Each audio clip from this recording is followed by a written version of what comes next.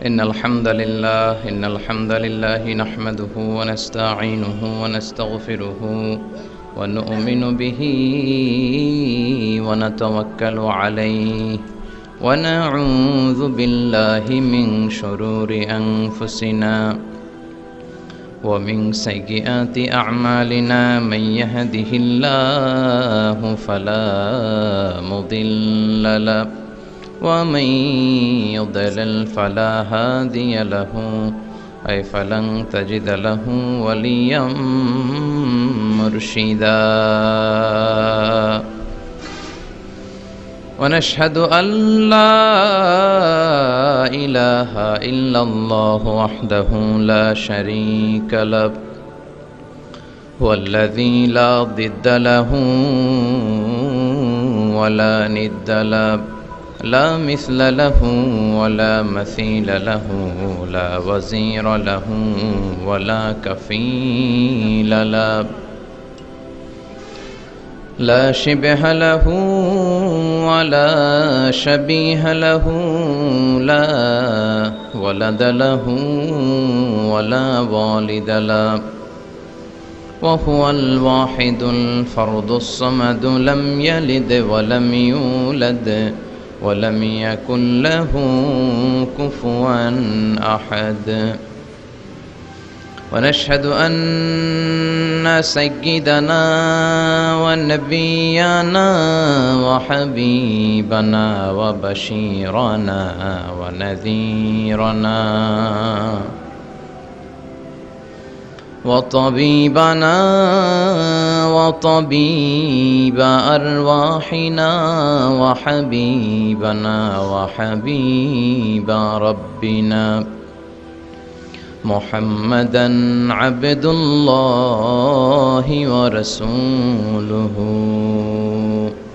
أرسله بالحق بشيرا ونذيرا وداعيا إلى الله بإذنه وسراجا منيرا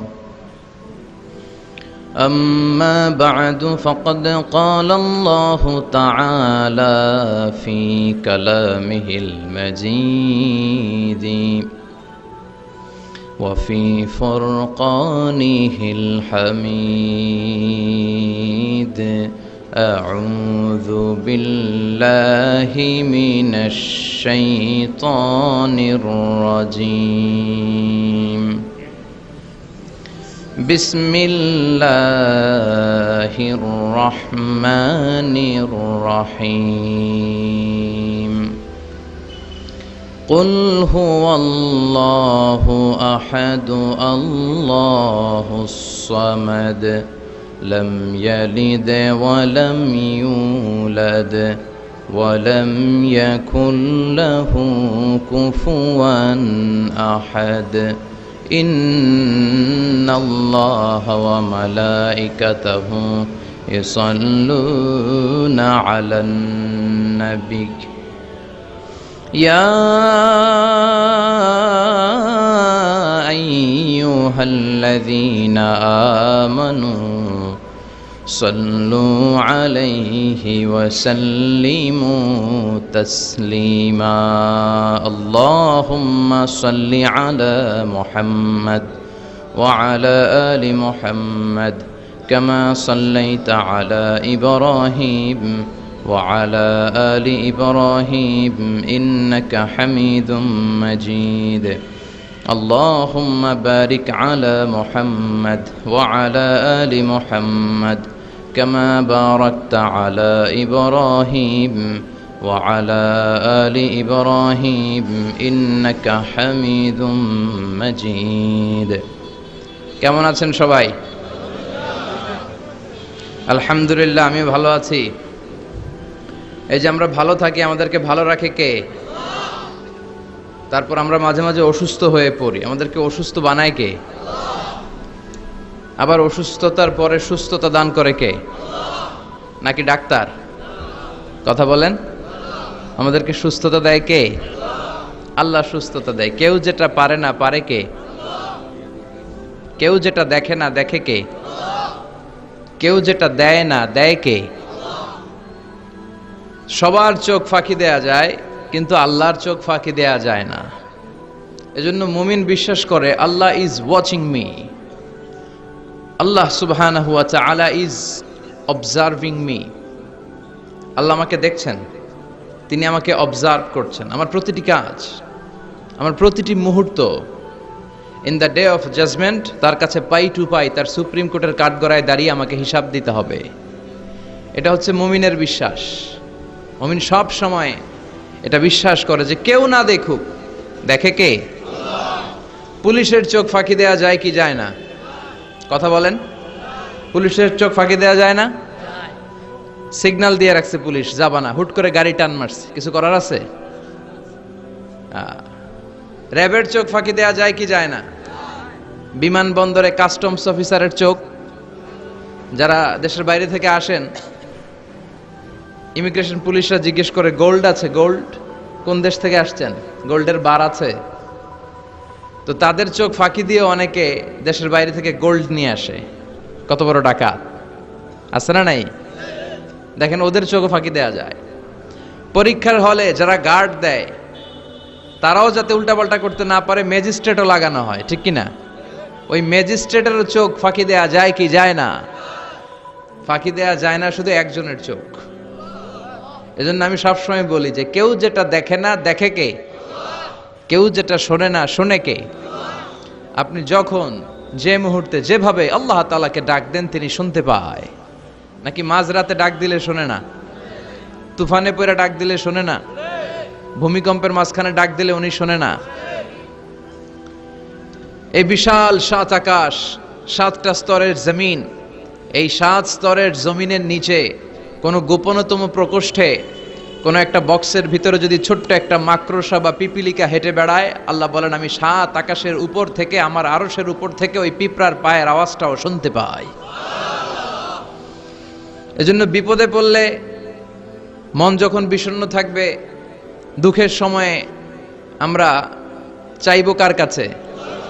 সব সময় প্রশংসা করব কার? ইদা সাআলতা ফাসআলিল্লাহ ওয়া ইদা ইসতাআনতা ফাসতাইন বিল্লাহ। যখন সাহায্য চাইবে আল্লাহর কাছে চাও, যখন কোনো কিছুর প্রয়োজন হবে আল্লাহর কাছে চাও। বিষ্ণু বলেছেন তোমার পায়ের জুতার ফিতাও যদি ছিঁড়ে যায়, মুচির দোকানে যাওয়ার আগে, জুতা ছিঁড়ে গেছে, মুচির দোকানে তো যেতেই হবে, কিন্তু মুচির দোকানেও যাওয়ার আগে চাইবা কার কাছে? আল্লাহর কাছে। এটা হচ্ছে মুমিনের বিশ্বাস। অগাধ বিশ্বাস থাকবে তার আল্লাহর উপর। যে কোনো পরিস্থিতিতে মুমিন এটা বিশ্বাস করে যে এই ক্রাইসিস থেকে একমাত্র আমাদেরকে উত্তরণ করতে পারেন একটা সত্তা। চিল্লায় বলেন তিনি কে? এজন্য সব সময় আমরা তার প্রশংসা করব। আল্লাহর প্রশংসা কি কম কম না বেশি বেশি? বেশি বেশি প্রশংসা করলে খুশি হয় কে?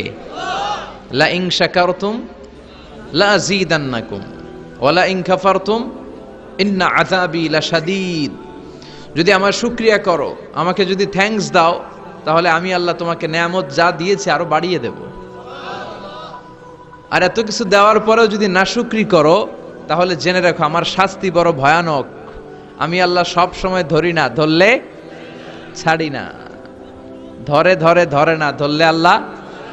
মনে থাকবে এই কথাগুলো? আল্লাহ ইজ ওয়াচিং মি, মনে রাখবেন। অনেকে আমাদেরকে প্রশ্ন করে যে হুজুর আমি 5 ওয়াক্ত নামাজ পড়ি, ইয়াং ছেলেরা, আমি ইয়াংদের কথা বুঝি, ইয়াংরা আমার কথা বুঝে। তো অনেকে আমাকে প্রশ্ন করে যে হুজুর আপনাদের আলোচনাগুলো শুনে আমার জীবনের মোড় পরিবর্তন হয়েছে, কিন্তু এই পর্নোগ্রাফির করাল গ্রাস থেকে আমি নিজেকে বাঁচাতে পারছি না। আমি নামাজও পড়ি, আবার অশ্লীল ভিডিও দেখি। আমি সকালে তওবা করে বিকেলে দেখি, বিকেলে তওবা করে সকালে দেখি। এরকম সমস্যা আমার অনেক যুবক ভাইদের আছে না নাই? তোমাদের যাদের এই সমস্যা, তাদের মোবাইলের ওয়েলকামিং নোটে তুমি লিখে রাখবে আল্লাহ ইজ ওয়াচিং মি, মানে আল্লাহ আমায় দেখছেন। তুমি যেই ল্যাপটপ ইউজ করো, ওই ল্যাপটপের এক পাশে টাইপ করে তুমি লিখে রাখবে আল্লাহ সুবহানাহু ওয়া তাআলা ইজ ওয়াচিং মি। তিনি আমায় দেখছেন, তিনি আমাকে প্রত্যক্ষ করছেন। পৃথিবীর কেউ দেখে না। দরজা বন্ধ করে, লাইট অফ করে, জানালার পর্দা নামিয়ে দিয়ে একা একা লুকিয়ে লুকিয়ে অশ্লীল ভিডিও আমি দেখছি। কেউ দেখে না, দেখে কে? এজন্য আল্লাহর ভয়টা মুমিনের অন্তরে সব সময় থাকা চাই। আল্লাহর ভয় যদি কোনো মুমিনের অন্তরে থাকে, সে মুমিন কখনো পথ ভুলে যায় না, ঠিক কি না? যাদের হৃদয়ে আছে আল্লাহর ভয়, তারা কভু পথ ভুলে যায় না।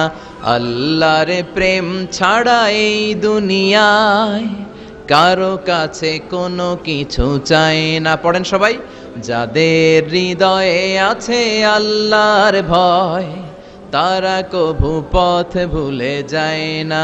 আল্লাহর প্রেম ছাড়া এই দুনিয়ায় কারো কাছে কোনো কিছু চাই না। রাতের আধারে যারা সেজদাতে রয়, দু চোখের শ্রুতে নদী যেন বয়। ছলনার হাতছানি যতই আসুক, পেছনে ফিরেও সে তাকায় না। যাদের হৃদয়ে আছে আল্লাহর ভয়, তারা কভু পথ ভুলে যায় না। আল্লাহর প্রেম ছাড়া এই দুনিয়ায় কারো কাছে কোনো কিছু চায় না। চিল্লায় বলেন ঠিক কিনা? আল্লাহর ভয় এটা অনেক দামি জিনিস। এটার নাম হচ্ছে তাকওয়াল্লাহ। এটার নাম কি? তাকওয়া। ওমরে ফারুক উবাই ইবনে কাব রাদিয়াল্লাহু তাআলা আনহুকে জিজ্ঞেস করলো, ইয়া উবাই, মা হুয়া তাকওয়া? উবাই, তাকওয়া কি? হোয়াট ইজ তাকওয়া? What is the definition of তাকওয়া? উবাই ইবনে কাব প্রশ্নের উত্তর না করে ওমরে ফারুককে আবার প্রশ্ন করে বললেন, আমা সালাকতা তরিকান যা শাউক? হে আমিরুল মুমিনিন, আপনি কি কাঁটাযুক্ত কোনো রাস্তা দিয়ে, এমন রাস্তা যে রাস্তার ডানে বায়ে সামনে পেছনে ক্যাকটাসের গুল্মলতা, খালি কাঁটা, এই কাঁটাযুক্ত কোনো রাস্তা দিয়ে কি আপনি কখনো হেঁটে যান নাই? ওমরে ফারুক বললেন, বালা, আমি হেঁটে গিয়েছি। উবাই বললেন, ওই রাস্তা দিয়ে হাঁটার সময় আপনি কেমন করে হেঁটেছেন? ওমরে ফারুক বললেন, ইজতাহাদতু ওয়া ইশতাম্মারতু, আমি এমন ভাবে হেঁটে গিয়েছি যাতে আশেপাশে ডানে বায়ে কাঁটা আমার গায়ে না লাগে, আমার জুব্বায় না লাগে। আমার জুব্বাটা ধরে আঁটো সাঁটো করে সন্তপর্ণে খুব সচেতনতার সাথে আমি হেঁটে গিয়েছি যাতে কাঁটা গায়ে না বিধে। উবাই বললেন, হাযা হুয়া তাকওয়া, এটাই তো তাকওয়া, এটাই তাকওয়া। এমন ভাবে এই পৃথিবীতে আপনাকে চলতে হবে যাতে শয়তানের কোনো হাতছানি, কোনো পাপ, কোনো পঙ্কিলতা, কোনো ধরনের অশ্লীল বিষয় আপনার গায়ে পৌঁছতে না পারে। এটাই তাকওয়া। বিশ্বনবী একবার খেজুরের ডালা ভেঙে মরুভূমির মধ্যে একটা দাগ টানলেন, লম্বা দাগ টেনে সাহাবাদেরকে বললেন, হাযা সিরাতুল মুস্তাকিম, এটার নাম সিরাতুল মুস্তাকিম। তারপর ডানে বায়ে দুই দিকে অনেকগুলো ছোট ছোট দাগ কাটলেন, বললেন, হাযিহি সুবুলুশ শায়তান, ডানে বায়ের রাস্তাগুলো এগুলো শয়তানের রাস্তা। ডান দিক থেকে বাম দিক থেকে তোমাকে শয়তান হাতছানি দিবে। গানের কনসার্টে চলো, ওখানে মমতাজ গান গাবে, আছে না নাই? মদের আড্ডাখানায় চলো, ধুম্মা চলে ধুম দেখতে চলো, জুয়াবাজিতে চলো, নিষিদ্ধ পল্লীতে চলো। একটার পর একটা হাতছানি আপনাকে ডানে বায়ে সামনে থেকে পেছন থেকে আপনাকে গ্রাস করে ফেলতে চাইবে। কিন্তু মুমিন যখন সিরাতুল মুস্তাকিমের পথে একবার উঠেছে, এই পথটা শুরু হয়েছে দুনিয়া থেকে, এটার ওই প্রান্তে আছে জান্নাতুল ফেরদাউস, ঠিক কিনা? এজন্য প্রতিদিন সালাতে আমরা পড়ি ইহদিনাস সিরাতাল মুস্তাকিম। যে যুবকদের এই সমস্যা আছে, পর্নোগ্রাফির সমস্যা, এটা জাতীয় সমস্যা বাংলাদেশের জাতীয় রোগের নাম ডায়াবেটিক্স। জাতীয় রোগের নাম কি? আর যুবকদের জাতীয় সমস্যা হচ্ছে কি? পর্নোগ্রাফি। স্মার্টফোনগুলো আমাদেরকে স্মার্ট না বানিয়ে আমাদেরকে শেষ করে দিচ্ছে, ঠিক কি না? এজন্য আপনার একটা শক্ত সিদ্ধান্ত পারে আপনাকে জান্নাতি বানাতে, আর আপনার দুর্বল সিদ্ধান্তটাই আপনাকে জাহান্নামী বানানোর জন্য যথেষ্ট। এজন্য মুমিন মাত্রই তাকে বিশ্বাস করতে হবে, আল্লাহ ইজ ওয়াচিং মি। কি বিশ্বাস করবেন? আল্লাহ ইজ ওয়াচিং মি, আল্লাহ আমায় দেখছেন। কেউ দেখে না, কারো দেখার দরকার নাই, কিন্তু আমার আল্লাহ দেখে, ঠিক কি না? এটাই সবসময় মুমিনের অন্তরে থাকতে হবে। এটার নাম ঈমান, এটার নাম তাকওয়া। এই তাকওয়া নিয়ে যেন আমরা মরতে পারি, আল্লাহ তুমি তৌফিক দাও। ঈমানের সাথে যেন আমাদের মৃত্যু নসিব হয়, তুমি তৌফিক দাও। বিশ্বনবী সবসময় দোয়া করতেন, আল্লাহুম্মা রযুকনা হুসনাল খাওয়াতিম, হে আল্লাহ তুমি আমার শেষটাকে ভালো করো, কারণ সব ভালো তার, শেষ ভালো যার। এরকম অনেকে আছে আজীবন ইসলামের পক্ষে ছিল, কিন্তু শেষকালে মোরতাদ হয়ে মারা যায়, আছে না নাই? আবার অনেকে আজীবন ছিল কাফের, মুশরিক, ইসলামের শত্রু, নাস্তিক, কিন্তু শেষকালে কালিমা পড়ে মারা যায়। আছে না নাই? জেহাদের ময়দানে এক সাহাবা যুদ্ধ করতে করতে কাফির মুশরিকদেরকে কচুকাটা করে জাহান্নামে পাঠিয়ে দিচ্ছিলেন। জেহাদের ময়দানে ওনার যুদ্ধ দেখে সব সাহাবারা বলল, আজকের জেহাদের ময়দানের সব সওয়াব এই সাহাবা পেয়ে যাবে। বিশ্বনবী বললেন, হুয়া ফিন্নার, ও জাহান্নামে যাবে। এক সাহাবী তো অবাক, এটা আবার কেমন কথা? জান মাল সব বাজি রেখে জেহাদের ময়দানে আল্লাহর দুশমনগুলোর একটার পর একটাকে শেষ করে দিয়ে জাহান্নামে পাঠিয়ে দিচ্ছে, আর এই মুজাহিদ ফি সাবিলিল্লাহ জাহান্নামে যাবে? How it's possible? এই সাহাবী পেছনে পেছনে লুকিয়ে লুকিয়ে দেখতে লাগলো যে আমি এটার শেষ দেখতে চাই। দেখতে দেখতে এক পর্যায়ে তিনি খুঁজে পেলেন যে সাহাবী কাফেরদের বিরুদ্ধে যুদ্ধ করতে করতে কাফেরদের বিশাল এক ঘাটির ভেতরে ঢুকে পড়েছে। সেখানে যুদ্ধ করতে করতে একটা পর্যায়ে এমন আসলো, সে মারে আবার মার খায়। শুধু মারে না, মারেও আবার মরেও। মার খেতে খেতে হঠাৎ তার ডান হাতে এক কাফের এক কোপ মেরে তার ডান হাতটা কেটে ফেলে দিল। তাকে আহত অবস্থায় রেখে দিয়ে কাফেররা অন্যদিকে চলে গেল। এই ডান হাত থেকে ব্লিডিং হতে হতে এমন অবস্থা আর সহ্য হয় না। আর কিছুক্ষণ ওয়েট করলেই তার শাহাদাতের মৃত্যু। কিসের মৃত্যু? কথা বলেন। আমাকে শহীদ করে সেই মিছিলে শামিল করে নিও, যে মিছিলের নেতা মীর হামজা খোবায়েবে খাব্বাব আল্লাহর কাছে ছিল অতি প্রিয়, শামিল করে নিও আমাকে শহীদ করে সেই মিছিলে শামিল করে নিও। পড়েন আমিন। শাহাদাতের তামান্না যার অন্তরে থাকে না সে মুমিন হতে পারে না, সে মুনাফিক।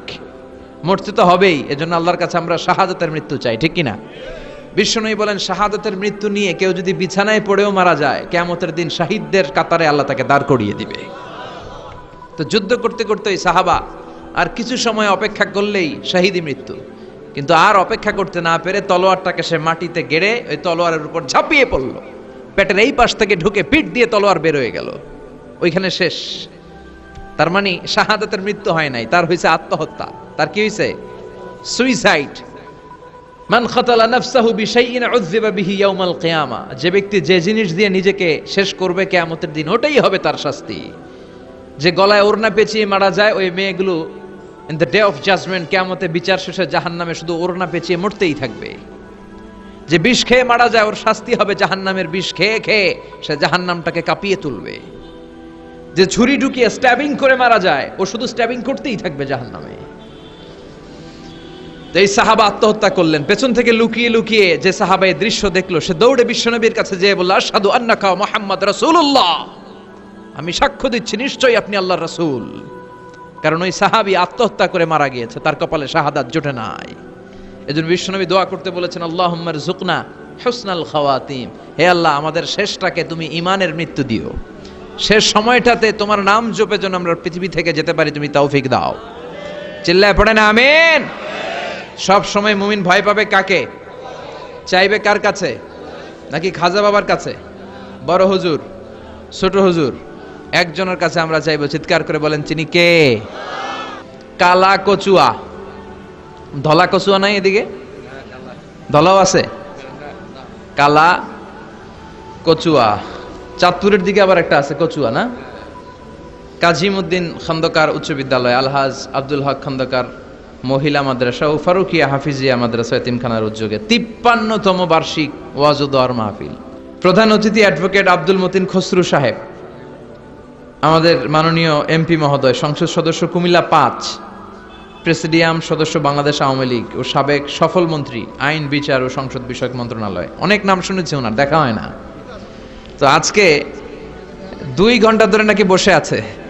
আমিও আসছি দেরি করে। তারপরে এখানে একটা রেস্টুরেন্টে আমরা ডিনার করলাম। তো সবাই বারবার ফোন করে বলছিল যে এমপি সাহেব কিন্তু বসে আছে, বসে আছে। আমি ওনার নাম শুনেছি, উনি খুব ধর্মপ্রাণ একজন মানুষ। অনেকে আছে এই বড় বড় পদগুলো পেলে ইসলামকে ভুলে যায়, এরকম ডাকাত আছে না নাই? কিন্তু আপনাদের এমপি মহোদয় ইসলাম প্রিয়, ধর্মপ্রাণ, ইসলাম সম্পর্কে জানেও বেশি, মানেও বেশি, এবং বিভিন্ন মাহফিলে উনি যান। সেখানে যে দেদারসে বিভিন্ন জায়গায় ফান্ডিং করেন, সেখানে দান খয়রাত করেন, আমি নাম শুনেছি ওনার অনেক। আল্লাহ ওনাকে ইসলামের জন্য তুমি কবুল করো, যতদিন বেঁচে থাকেন ততদিন যেন ইসলামের সৈনিক হিসেবে এই বাংলার জমিনে কাজ করতে পারে, তুমি তৌফিক দাও। আমার আগে কথা বলেছে মোহাম্মদ বেলাল হোসেন হেলালি সাহেব, চমৎকার কথা বলেছেন, সুনিশ্চিত কোরআন থেকেই কথা বলেছেন। কথা বলেছেন শরীফুল ইসলাম সুলতানি সাহেব, আরো অনেকে কথা বলেছেন। যারাই কথা বলেছে কোরআন থেকে বলেছে, আর কোরআন থেকে কথা বললে ওটা ভালো হয়, ঠিক কিনা? ওইখানে ভেজাল থাকে না, কারণ এই কিতাবটা এমন কিতাব যেই কিতাবে কোনো ভেজাল নাই। আছে? কথা বলেন। আপনারা তো ঝিমায় পড়ছেন কেন? হ্যাঁ, আপনাদের আওয়াজের চেয়ে যে ট্রাক যে যায় ওটার আওয়াজই তো বেশি। মুমিনের আওয়াজ হতে হবে ইমানের তেজে আওয়াজ, ঠিক কিনা? তাকবীর দেন গলা ফাটিয়ে। তিনটা তাকবীর দিয়ে আমরা আজকে আলোচনা শুরু করি। প্রথম তাকবীর দিবেন যারা বিবাহিত আছেন তারা, দেখি আজকে আপনাদেরকে জাগায় তুলি। দ্বিতীয় তাকবীর যারা অবিবাহিত তারা। তৃতীয় তাকবীর আজকে সবাই মিলে দেব আমরা। শুরুতে বিবাহিতরা হাত তুলে দেখান কারা কারা এসছেন। খাইছে আজকে তো বিবাহিত গো মাহফিল। হ্যাঁ অনেক, আমিও আছি আপনাদের দলে, হাত নামান। মাইকের সাউন্ডটা আরেকটু বাড়াতে হবে, আরেকটু স্ট্রং করো। ঠিক আছে, আমি বলেছি ও বাড়াইতেছে। কোথায় মাইক পেন কই? বাড়াই দাও, একটু বাড়াই দাও, স্ট্রং করো, সাউন্ডটা স্ট্রং। এদিকে গাড়ি যায় তো, ক্ষেতের মাঝখানে নীরব জায়গায় হলে সেখানে পিন ড্রপ সাইলেন্ট, যেখানে পিন পতন নীরবতা, ওইখানে খুব সুন্দর আওয়াজ হয়। রাস্তার পাশে তো ও চেষ্টা করতেছে, অসুবিধা নাই। তো প্রথম তাকবীর পড়বেন যারা বিবাহিত তারা। দ্বিতীয় তাকবীর যারা অবিবাহিত। অবিবাহিত কারা কারা আসছো দেখি, কপালে জোটে নাই কেউ, অনেক দুঃখ তাদের মনের ভেতর। হ্যাঁ, টেনশন নাই, জুটে যাবে ইনশাআল্লাহ। আর বাংলাদেশে মহিলার সংখ্যা নাকি বেশি, ভাগে যোগে 2-3টাও পড়তে পারে। সামনে এটা আসবে, কিন্তু আরব বিশ্বে চালু হয়ে গেছে অনেক আগ থেকে। 2-3টা বিয়ে করাই লাগে। আমাদের দেশে সাহস করে অনেকে করে, অনেকের সাহস হয় না। তো আস্তে আস্তে শুরু হবে ইনশাআল্লাহ। আমি লিল্লাহি তাকবীর বললে যারা বিবাহিত আসছেন তারা প্রথমে তাকবীর পড়বেন, এরপরে অবিবাহিতরা, তারপরে সবাই। বিবাহিতরা রেডি হয়েছেন? আপনারা প্রথমে পড়েন লিল্লাহি তাকবীর। মাশাআল্লাহ। এবার অবিবাহিতদের পালা। তোমরা সবাই রেডি? ইনশাআল্লাহ পড়ো লিল্লাহি তাকবীর। মাশাআল্লাহ। বিবাহিতদের চেয়ে হয়তো সামান্য কিছু বেশি হয়েছে সাউন্ড, সামান্য, কিন্তু অলমোস্ট সেম। এবার সবাই মিলে আমরা 3টা তাকবীর পড়ে সরাসরি মহাবিশ্বের মহাবিশ্বয় মহাগ্রন্থ আল কোরআন থেকে কিছু কথা আপনাদের সাথে শেয়ার করব। সবাই মিলে 3টা, অনেক আওয়াজ তুলতে হবে যাতে করে এখনো যারা আসে নাই তারা যাতে চলে আসে তাড়াতাড়ি, যে কি মিস করতেছি আমরা। সবাই মিলে 3টা তাকবীর পড়েন লিল্লাহি তাকবীর, লিল্লাহি তাকবীর, লিল্লাহি তাকবীর। আল্লাহ আজীবন যেন তোমার নামের বরত্বের ঘোষণা দেই। আমরা সব সময় তাকবীর দেই একজনের নামে, তিনি কে? আমাদের সব স্লোগানে কার নাম থাকে?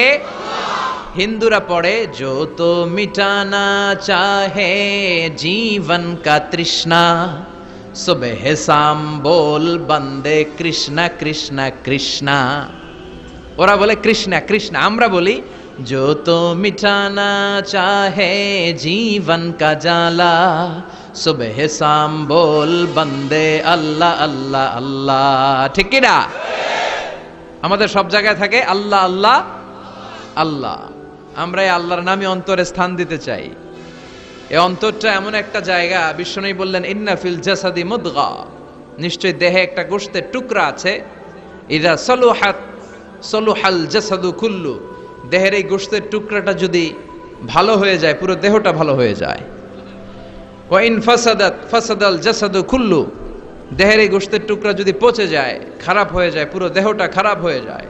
বিশ্বনবী বললেন আলা ওয়াহিয়াল কলব, জেনে রাখো এই গোশতের টুকরাটার নাম হচ্ছে কলব। সেটার নাম কি? এই যে বাম স্তনের 2 আঙ্গুল নিচে থাকে, এটা এই জায়গায় আল্লাহ সেট করে দিয়েছেন কলব। আলা বিযিকরিল্লাহি তাতমাইন্নুল কুলুব, কোনো কিছু দিয়ে এই কলবের প্রশান্তি আসে না শুধুমাত্র আল্লাহর জিকির ছাড়া। এজন্য কলবের মধ্যে আল্লাহর জিকির বসাতে হবে। কি বসাবেন? নাকি আয়না? অনেকে আয়না বসাতে চায়। বসায় না? কি বলে? আয়না বসায় দে মোর কলবের ভিতর। না, আয়না বসাবো না, এই কলবে থাকবে সুবহানাল্লাহ, আলহামদুলিল্লাহ, লা ইলাহা ইল্লাল্লাহ, আল্লাহু আকবার। এই চারটা জিকির সবচেয়ে সেরা জিকির, খেয়াল রাখবেন। দেখেন, ইসলাম মানা সহজ। আমরা আজে বাজে জায়গায় যে আজে বাজে লোকদের কথা শুনে আমরা ভুল তথ্য পেয়েছিলাম এতদিন। ইসলাম মানাটা সহজ, একেবারে নিরেট, সোজা সাপটা, গোজামিল নাই। আল্লাহর কথা আর আল্লাহ রাসূলের কথায় কোনো গোজামিল থাকে না। সুবহানাল্লাহ, আলহামদুলিল্লাহ, লা ইলাহা ইল্লাল্লাহ, আল্লাহু আকবার। পড়েন সুবহানাল্লাহ, আলহামদুলিল্লাহ, লা ইলাহা ইল্লাল্লাহ, আল্লাহু আকবার। এই চারটা তাসবিহ হচ্ছে, চারটা জিকির হচ্ছে শ্রেষ্ঠ জিকির। শ্রেষ্ঠ তো শ্রেষ্ঠই তো পাইছেন, আর এদিক ওদিক তাকান কেন? পড়েন ইচ্ছে মতো, ইচ্ছে মতো পড়েন, ইচ্ছে মতো পড়েন। এই চারটা জিকির একসাথে মিলিয়েও পড়া যায়, আলাদা করেও পড়া যায়। আবার বিশ্বনবী বললেন, মিজানের পাল্লা ভারী করতে চাও, ফাআম্মা মান সাকুলাত মাওয়াজিনুহু ফাহুয়া ফি আইশাতির রাদিয়া। মিজানের পাল্লা যারা ভারী করতে চাও তারা দুইটা জিকির করবা, সুবহানাল্লাহি ওয়া বিহামদিহি, সুবহানাল্লাহিল আযীম। এই দুইটা শব্দ কালিমাতান হাবিবাতান ইলার রহমান, আল্লাহর কাছে খুব প্রিয়। সাকিলাতানি ফিল লিসান, এই জিহ্বার মধ্যে এই শব্দ দুইটা উচ্চারণে খুব সহজ, খুব পাতলা। সাকিলাতানি ফিল মিজান, কিন্তু এই শব্দ দুইটা মিজানের পাল্লায় রেখে দিলে অনেক ওজন হয়ে যাবে। সুবহানাল্লাহি বিহামদিহি, সুবহানাল্লাহিল আযীম। পড়তে রাজি আছেন তো? প্রত্যেক ফরজ সালাতের পরে আয়াতুল কুরসি পড়বেন। কি পড়বেন? মুখস্থ আছে না? এটা পড়ে ফু দিলে কোনো জিন, পড়ি, ব্ল্যাক ম্যাজিক কোনো কিছু আপনারা ধরতে পারবে না। বিশ্বনবী বলেন, মান কারা আয়াতাল কুরসি দুবুরা কুল্লি সালাতিন মাকতুবা লাম ইয়ামনাহু মিন দুখুলিল জান্নাতি ইল্লাল মাউত। প্রত্যেক ফরজ সালাতের পরে কেউ যদি আয়াতুল কুরসি পড়ে, তার জান্নাতে ঢোকার ব্যাপারে আর কোনো বাধা নিষেধ থাকে না, একটা জিনিস ছাড়া। সুবহানাল্লাহ, আর একটু পরে কোন একটা জিনিস ছাড়া, ইল্লাল মাউত, সেটা হচ্ছে মৃত্যু। লোকটা মরে না তাই জান্নাতে যায় না, মরলেই জান্নাতি। এবার সুবহানাল্লাহ। তাহলে প্রত্যেক ফরজ সালাতের পরে আয়াতুল কুরসি দরকার আছে না নাই? প্রত্যেক ফরজ সালাতের পরে সালাম ফিরিয়ে আওয়াজ করে পড়বেন আল্লাহু আকবার। 3 বার পড়বেন আস্তাগফিরুল্লাহ, আস্তাগফিরুল্লাহ, আস্তাগফিরুল্লাহ। সুবহানাল্লাহ 33 বার, আলহামদুলিল্লাহ 33 বার, আল্লাহু আকবার 34 বার। অথবা শেষে 3টা 33 বার পড়ে মিলাবেন লা ইলাহা ইল্লাল্লাহু ওয়াহদাহু লা শারীকা লাহুল মুলকু ওয়া লাহুল হামদু ওয়া হুয়া আলা কুল্লি শাইইন কাদির। আরেক বর্ণনা একটু বাড়ানো হয়েছে, ইউহয়ি ওয়া ইউমিত ওয়া হুয়া আলা কুল্লি শাইইন। এগুলো পড়ে না, কোত্থেকে কি হাবিজাবি পড়ে ঈমান নষ্ট করে। এজন্য মুমিন হবে, মুমিন they work smart, they don't work hard. মুমিন স্মার্টলি কাজ করে, মুমিন কষ্ট করে কাজ করে না। সুবহানাল্লাহ কইবেন না? মুমিন সুযোগ খোঁজে, মুমিন কাজ করে smartly. They don't work hard, they work smart. They work smart, তারা স্মার্টলি কাজ করে। আপনারা জানেন কাবা ঘরের 4টা কর্নার আছে। একটা কর্নারের নাম হচ্ছে রুকনুল হাজারিল আসওয়াদ, এটার নাম হচ্ছে ব্ল্যাক স্টোন কর্নার, যেখানে হাজরা আসওয়াদের পাথর আছে। এই পাথরটাতে চুমু দিলে জীবনের গুনাহ সব মাফ করে দেয় কে? এটা জান্নাতি পাথর। কিয়ামতের দিন এই পাথরকে আল্লাহ একটা জিহ্বা দিবে, ঠোঁট দিবে, 2টা চোখ দিবে, আর কিয়ামতের দিন আল্লাহর সামনে দাঁড়িয়ে এসে সাক্ষ্য দিবে যে আল্লাহ তোমার এই বান্দা আমারে চুমু দিয়েছিল, এ দিয়েছিল, এ দিয়েছিল, এদের সবাইকে মাফ করে দাও। তো হাজরা আসওয়াদের কর্নার আর কাবা ঘরের যে স্বর্ণ দিয়ে খচিত দরজা, এই হাজরা আসওয়াদের কর্নার আর দরজার মাঝখানে ছোট্ট একটু জায়গা, এটারে আরবিতে বলে মুলতাজাম। আমার সাথে সাথে পড়েন, এটারে আরবিতে কি বলে? ইলতাজামা ইয়ালতাজিমু ইলতিজামান। মুলতাজিম, মুলতাজাম মানে হচ্ছে যেটার সাথে লেগে থাকা হয় সব সময়। সাহাবারা এই জায়গাটার সাথে লেগে থাকতেন, পেট লাগিয়ে, গাল লাগিয়ে, চোখ লাগিয়ে, মুখ লাগিয়ে কাঁদতেন আর দোয়া করতেন। আর এই জায়গায় পেট লাগিয়ে, শরীর লাগিয়ে দোয়া করলে ওই দোয়া আল্লাহ ফিরিয়ে দেয় না। কিন্তু ওই জায়গায় দোয়া করার চান্সও এত সহজে পাওয়া যায় না, ধাক্কা ধাক্কি যুদ্ধ করতে হবে আপনারে। তো এক মাওলানা চান্স পাইছে ওইখানে, অনেক ধাক্কা ধাক্কি করে, খাইয়া দেয়া শক্তি কইরা ধাক্কা ধাক্কি, পাকিস্তানি পাঠানি যেগুলো আছে, 8-10টা পাঠান একসাথে দাঁড়ালে ওগুলার জ্বালায় কিছুই করা যায় না। এইভাবে তাকাইতে হয় ওদের দিকে, তাকাইলে আপনার টুপি পরে যাবে পেছনে, ইয়া উঁচু লম্বা। তো এই মাওলানা অনেক ধাক্কাধাক্কি করে কোন রকম ওই মুলতাজামে হাত লাগাইতে পারছে। এখন আবার তো আরেক ধাক্কায় কই যে চলে যাবে কোনো হিসাব নাই। তো সেইখানে দাঁড়াই আল্লাহর কাছে দোয়া করছে, যেহেতু এই জায়গায় দোয়া করলেই আল্লাহ কবুল করে, এখন কয়টা চাবে আল্লাহর কাছে, সময় তো নাই। সে ওখানে হাত লাগিয়ে দোয়া করতেছে, আল্লাহ একটাই দোয়া, জীবনে যত দোয়া করছিলাম আর করমু সব দোয়া তুমি কবুল করে নিও। যত দোয়া জীবনে করছি আর মরার আগের দিন পর্যন্ত যত দোয়া আমি করব, এই দোয়াগুলো কবুল কইরো, এই একটাই চাওয়া, আর কিছু চাইলাম না তোমার কাছে। তো কিছু বাকি রাখছে? কথা বলেন। The believer they work smart, they don't work hard. বিশ্বাসীরা স্মার্টলি কাজ করে, ওরা শক্তি খাটিয়ে ঘাম ঝরিয়ে কাজ করে না, ওরা সুযোগ খোঁজে, ওরা ঝোপ বোঝে কোপ মারে, ঠিক কি না? যেখানে সওয়াব বেশি, অল্প কাজে প্রফিট বেশি, লাভ বেশি, ওইটাই না মানুষ করবে, ঠিক কি না? এই জন্য যে সহি আমলগুলোর কথা বললাম ফরজ সালাতের পরে, আজকে থেকে এগুলো আমরা করব, মনে থাকবে ইনশাআল্লাহ। পড়েন আর জোরে পড়েন ইনশাআল্লাহ। যে বইটা থেকে আমরা কয়েক মিনিট শোনার জন্য আজকে বসেছি, বইটার নাম সবাই বলেন। এই কোরআনে কোনো ভুল নাই, কোনো সন্দেহ নাই। This is the book, the most authentic and original book in the world, whereof there is no doubt in it, and a guidance to those who are muttaqin. Allah বললেন যালিকাল কিতাব লা রাইবা ফি হুদাল লিল মুত্তাকিন। এমন বই যেটাতে সন্দেহের অবকাশ নেই, মুত্তাকিনদের জন্য গাইডলাইন। আবার রব্বুল আলামিন বলেন কিতাবুন আনজালনাহু ইলাইকা লিতুখরিজান নাসা মিনাল যুলুমাতি ইলান নূর। ও Muhammad, I've revealed this holy and sacred book unto you in order to lead the mankind out of darkness into the light. ও নবী, অনেকগুলো অন্ধকার থেকে একটা আলোর মশালের দিকে নিয়ে যাওয়ার জন্য আমি কোরআন নাজিল করেছি। বামপন্থীদেরকে ডানপন্থী বানানোর জন্য আমি কোরআন নাজিল করেছি। জাহান্নামীগুলারে জান্নাতি বানাতে আমি কোরআন নাজিল করেছি। সুবহানাল্লাহ পড়েন। ওই কোরআন থেকে আজকে আমরা কথা শুনবো, পড়েন ইনশাআল্লাহ। আমি আপনাদের খেদমতে আল কোরআন আল কারীমের 30তম পারার 112তম সূরা, খুব ছোট্ট একটি সূরা, সাইজে ছোট্ট হলেও ফজিলতের শেষ নাই, এই সূরার বরকতের শেষ নাই, এই সূরার ইম্পর্টেন্স, সিগনিফিকেন্স, স্ট্যাটাস, এগুলো শেষ নাই। অনেক ছোট ছোট জিনিসকে আমরা উপেক্ষা করি, আমরা গুরুত্ব দিতে চাই না, কিন্তু আসলে এটার গুরুত্ব যে কত বেশি আমরা বুঝি না। সূরাতুল ইখলাস হচ্ছে ওই রকম একটি সূরা যেটাকে আমরা গুরুত্ব দেই কম, আসলে অনেক গুরুত্বপূর্ণ। সুবহানাল্লাহ পড়েন। এমন একটা সূরা যে সূরাটা সবার মুখস্থ আছে, মুখস্থ নাই কার কার একটু হাত তোলেন। সবার মুখস্থ আছে না? আলহামদুলিল্লাহ পড়েন।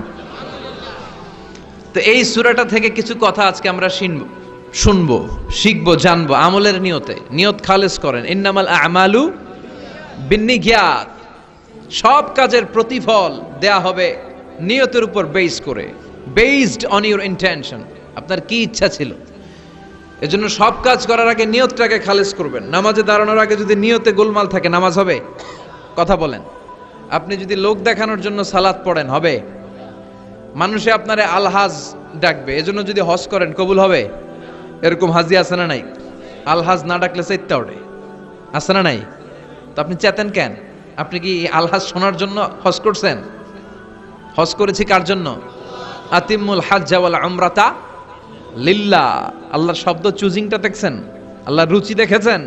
লিল্লাহ, আল্লাহ যোগ করে দিয়েছে আতিমুল হাজ্জা ওয়াল উমরাতা লিল্লাহ। হজ এবং উমরা করবে শুধুমাত্র একজনকে খুশি করার জন্য। তিনি কে? এটার নাম ইখলাস। সবকিছু আল্লাহর জন্য করতে চাওয়া, এটার আরবি নাম হচ্ছে ইখলাস। আরবি নাম কি? আর এই ইখলাস নামে আল্লাহ কোরআন একটা সূরায় দিয়ে দিয়েছে। সুবহানাল্লাহ। কোরআনে যত সূরা আল্লাহ দিয়েছে, প্রত্যেকটা সূরার নাম কোরআনের ওই সূরার ভেতরকার কোনো আয়াত থেকে বা শব্দ থেকে নেওয়া হয়েছে, কিন্তু এই সূরাটা, এই সূরার ভেতরকার কোনো শব্দ থেকে এটার নামকরণ হয় নাই। সূরাতুল ইখলাসের ভিতরে আল ইখলাস শব্দটা আছে, এটা একটা সূরা। আর একটা সূরা আছে যেই সূরার নামকরণ ওই সূরার কোনো শব্দ থেকে নেওয়া হয় নাই, সেটা হচ্ছে সূরাতুল ফাতিহা। আল ফাতিহা শব্দটা সূরা ফাতিহা 7 আয়াতের কোথাও আছে? সূরাতুল ইখলাস। আন্তরিকতার সূরা, দ্য সূরা অফ সিনসিয়ারিটি। তো এই জন্য শুরুতে নিয়ত খালেস করে নেন যে যা আজকে আমরা শুনবো আমলের নিয়তে। ইনশাআল্লাহ পড়েন, আল্লাহ তুমি কবুল করো। তবে আমি যখন বক্তৃতা করি আমি মনে করি যে আমি ক্লাস নিচ্ছি, এবং আমাকে অনেকে মেসেজ করে যে, আমাকে আমার ফেসবুক পেজে অনেকে মেসেজ করে যে হুজুর আমি আপনার তাফসির ক্লাসের একজন ছাত্র। আমার বুকটা ভরে যায়, আমার খুব আনন্দ হয় তখন যে আমি আপনার তাফসির ক্লাসের এক ছাত্রী, আমি আপনার তাফসির ক্লাসের এক ছাত্র। তো এটা একটা ক্লাস, এজন্য আপনাদেরকে কিছু জিজ্ঞেস করলে আপনারা আওয়াজ করে উত্তর দিবেন। সূরাটার নাম হচ্ছে সূরাতুল ইখলাস। কি নাম? সূরাতুল ইখলাস। এই সূরার আয়াত সংখ্যা 4টি। চিল্লায় বলেন কয়টি? এই সূরাটা মাক্কি সূরা। কি সূরা? কোরআনের সূরাগুলো দুই ভাগে বিভক্ত, একটা মাক্কি আর একটা মাদানী। এটা কি সূরা? সবাই বলেন। এটা কোরআনের 112তম সূরা। এই সূরায় মোট শব্দ আছে 15টা, অক্ষর আছে 47টা। আলহামদুলিল্লাহ পড়েন। সূরাটার নাম হচ্ছে সূরাতুল ইখলাস। সূরাতুল ইখলাসে শুধু এই সূরার নাম নয়, আরো অনেকগুলো নাম পাওয়া যায় এই সূরার। তন্মধ্যে একটি নাম হচ্ছে সূরাতুত তাওহীদ। সূরাতুল ইখলাসের অপর আরেকটি নাম হচ্ছে সূরাতুত তাওহীদেরি মুর্শিদ আমার মুহাম্মাদের নাম বলো, মুহাম্মাদের নাম। আল্লাহর নাম জপলে বুঝতে পারি আল্লাহরই কালাম বলো, মুহাম্মাদের নাম। ওই নামেরই রশি ধরে যাই আল্লাহর পথে, ওই নামেরই ভেলায় চড়ে ভাসি নূরের স্রোতে,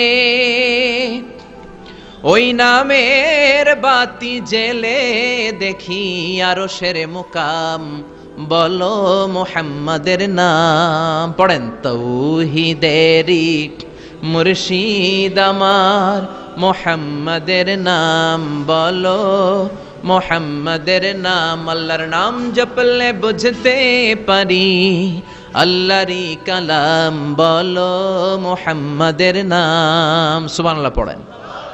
এই সূরার একটা নাম হলো সূরাতুত তাওহীদ। কি নাম? সবাই বলেন। সূরাতুত তাওহীদ। কি নাম? তাওহীদের সূরা। তাওহীদ মানে একত্ববাদ, oneness of God, oneness of creator. আমাদের স্রষ্টা যে একজন, সেটাকে আরবিতে বলে তাওহীদ। আমরা এক আল্লাহ কেন্দ্রিক সব কাজ করি। আমরা নামাজের সময় ডাকি কারে? আজানের সময়, একামতে, জবাই, কুরবানি, স্লোগান, সবকিছুতে কার নাম? এটার বলে তাওহীদ। আর এই তাওহীদের বিপরীত হচ্ছে শিরক। আল্লাহ ছাড়া অন্য কারো কাছে হাত পাতা, আল্লাহর সামনে মসজিদে যে মাথা না নুয়ে মাজারে যে মাথা নত করে বাবার কাছে চাওয়া। আছে না নাই?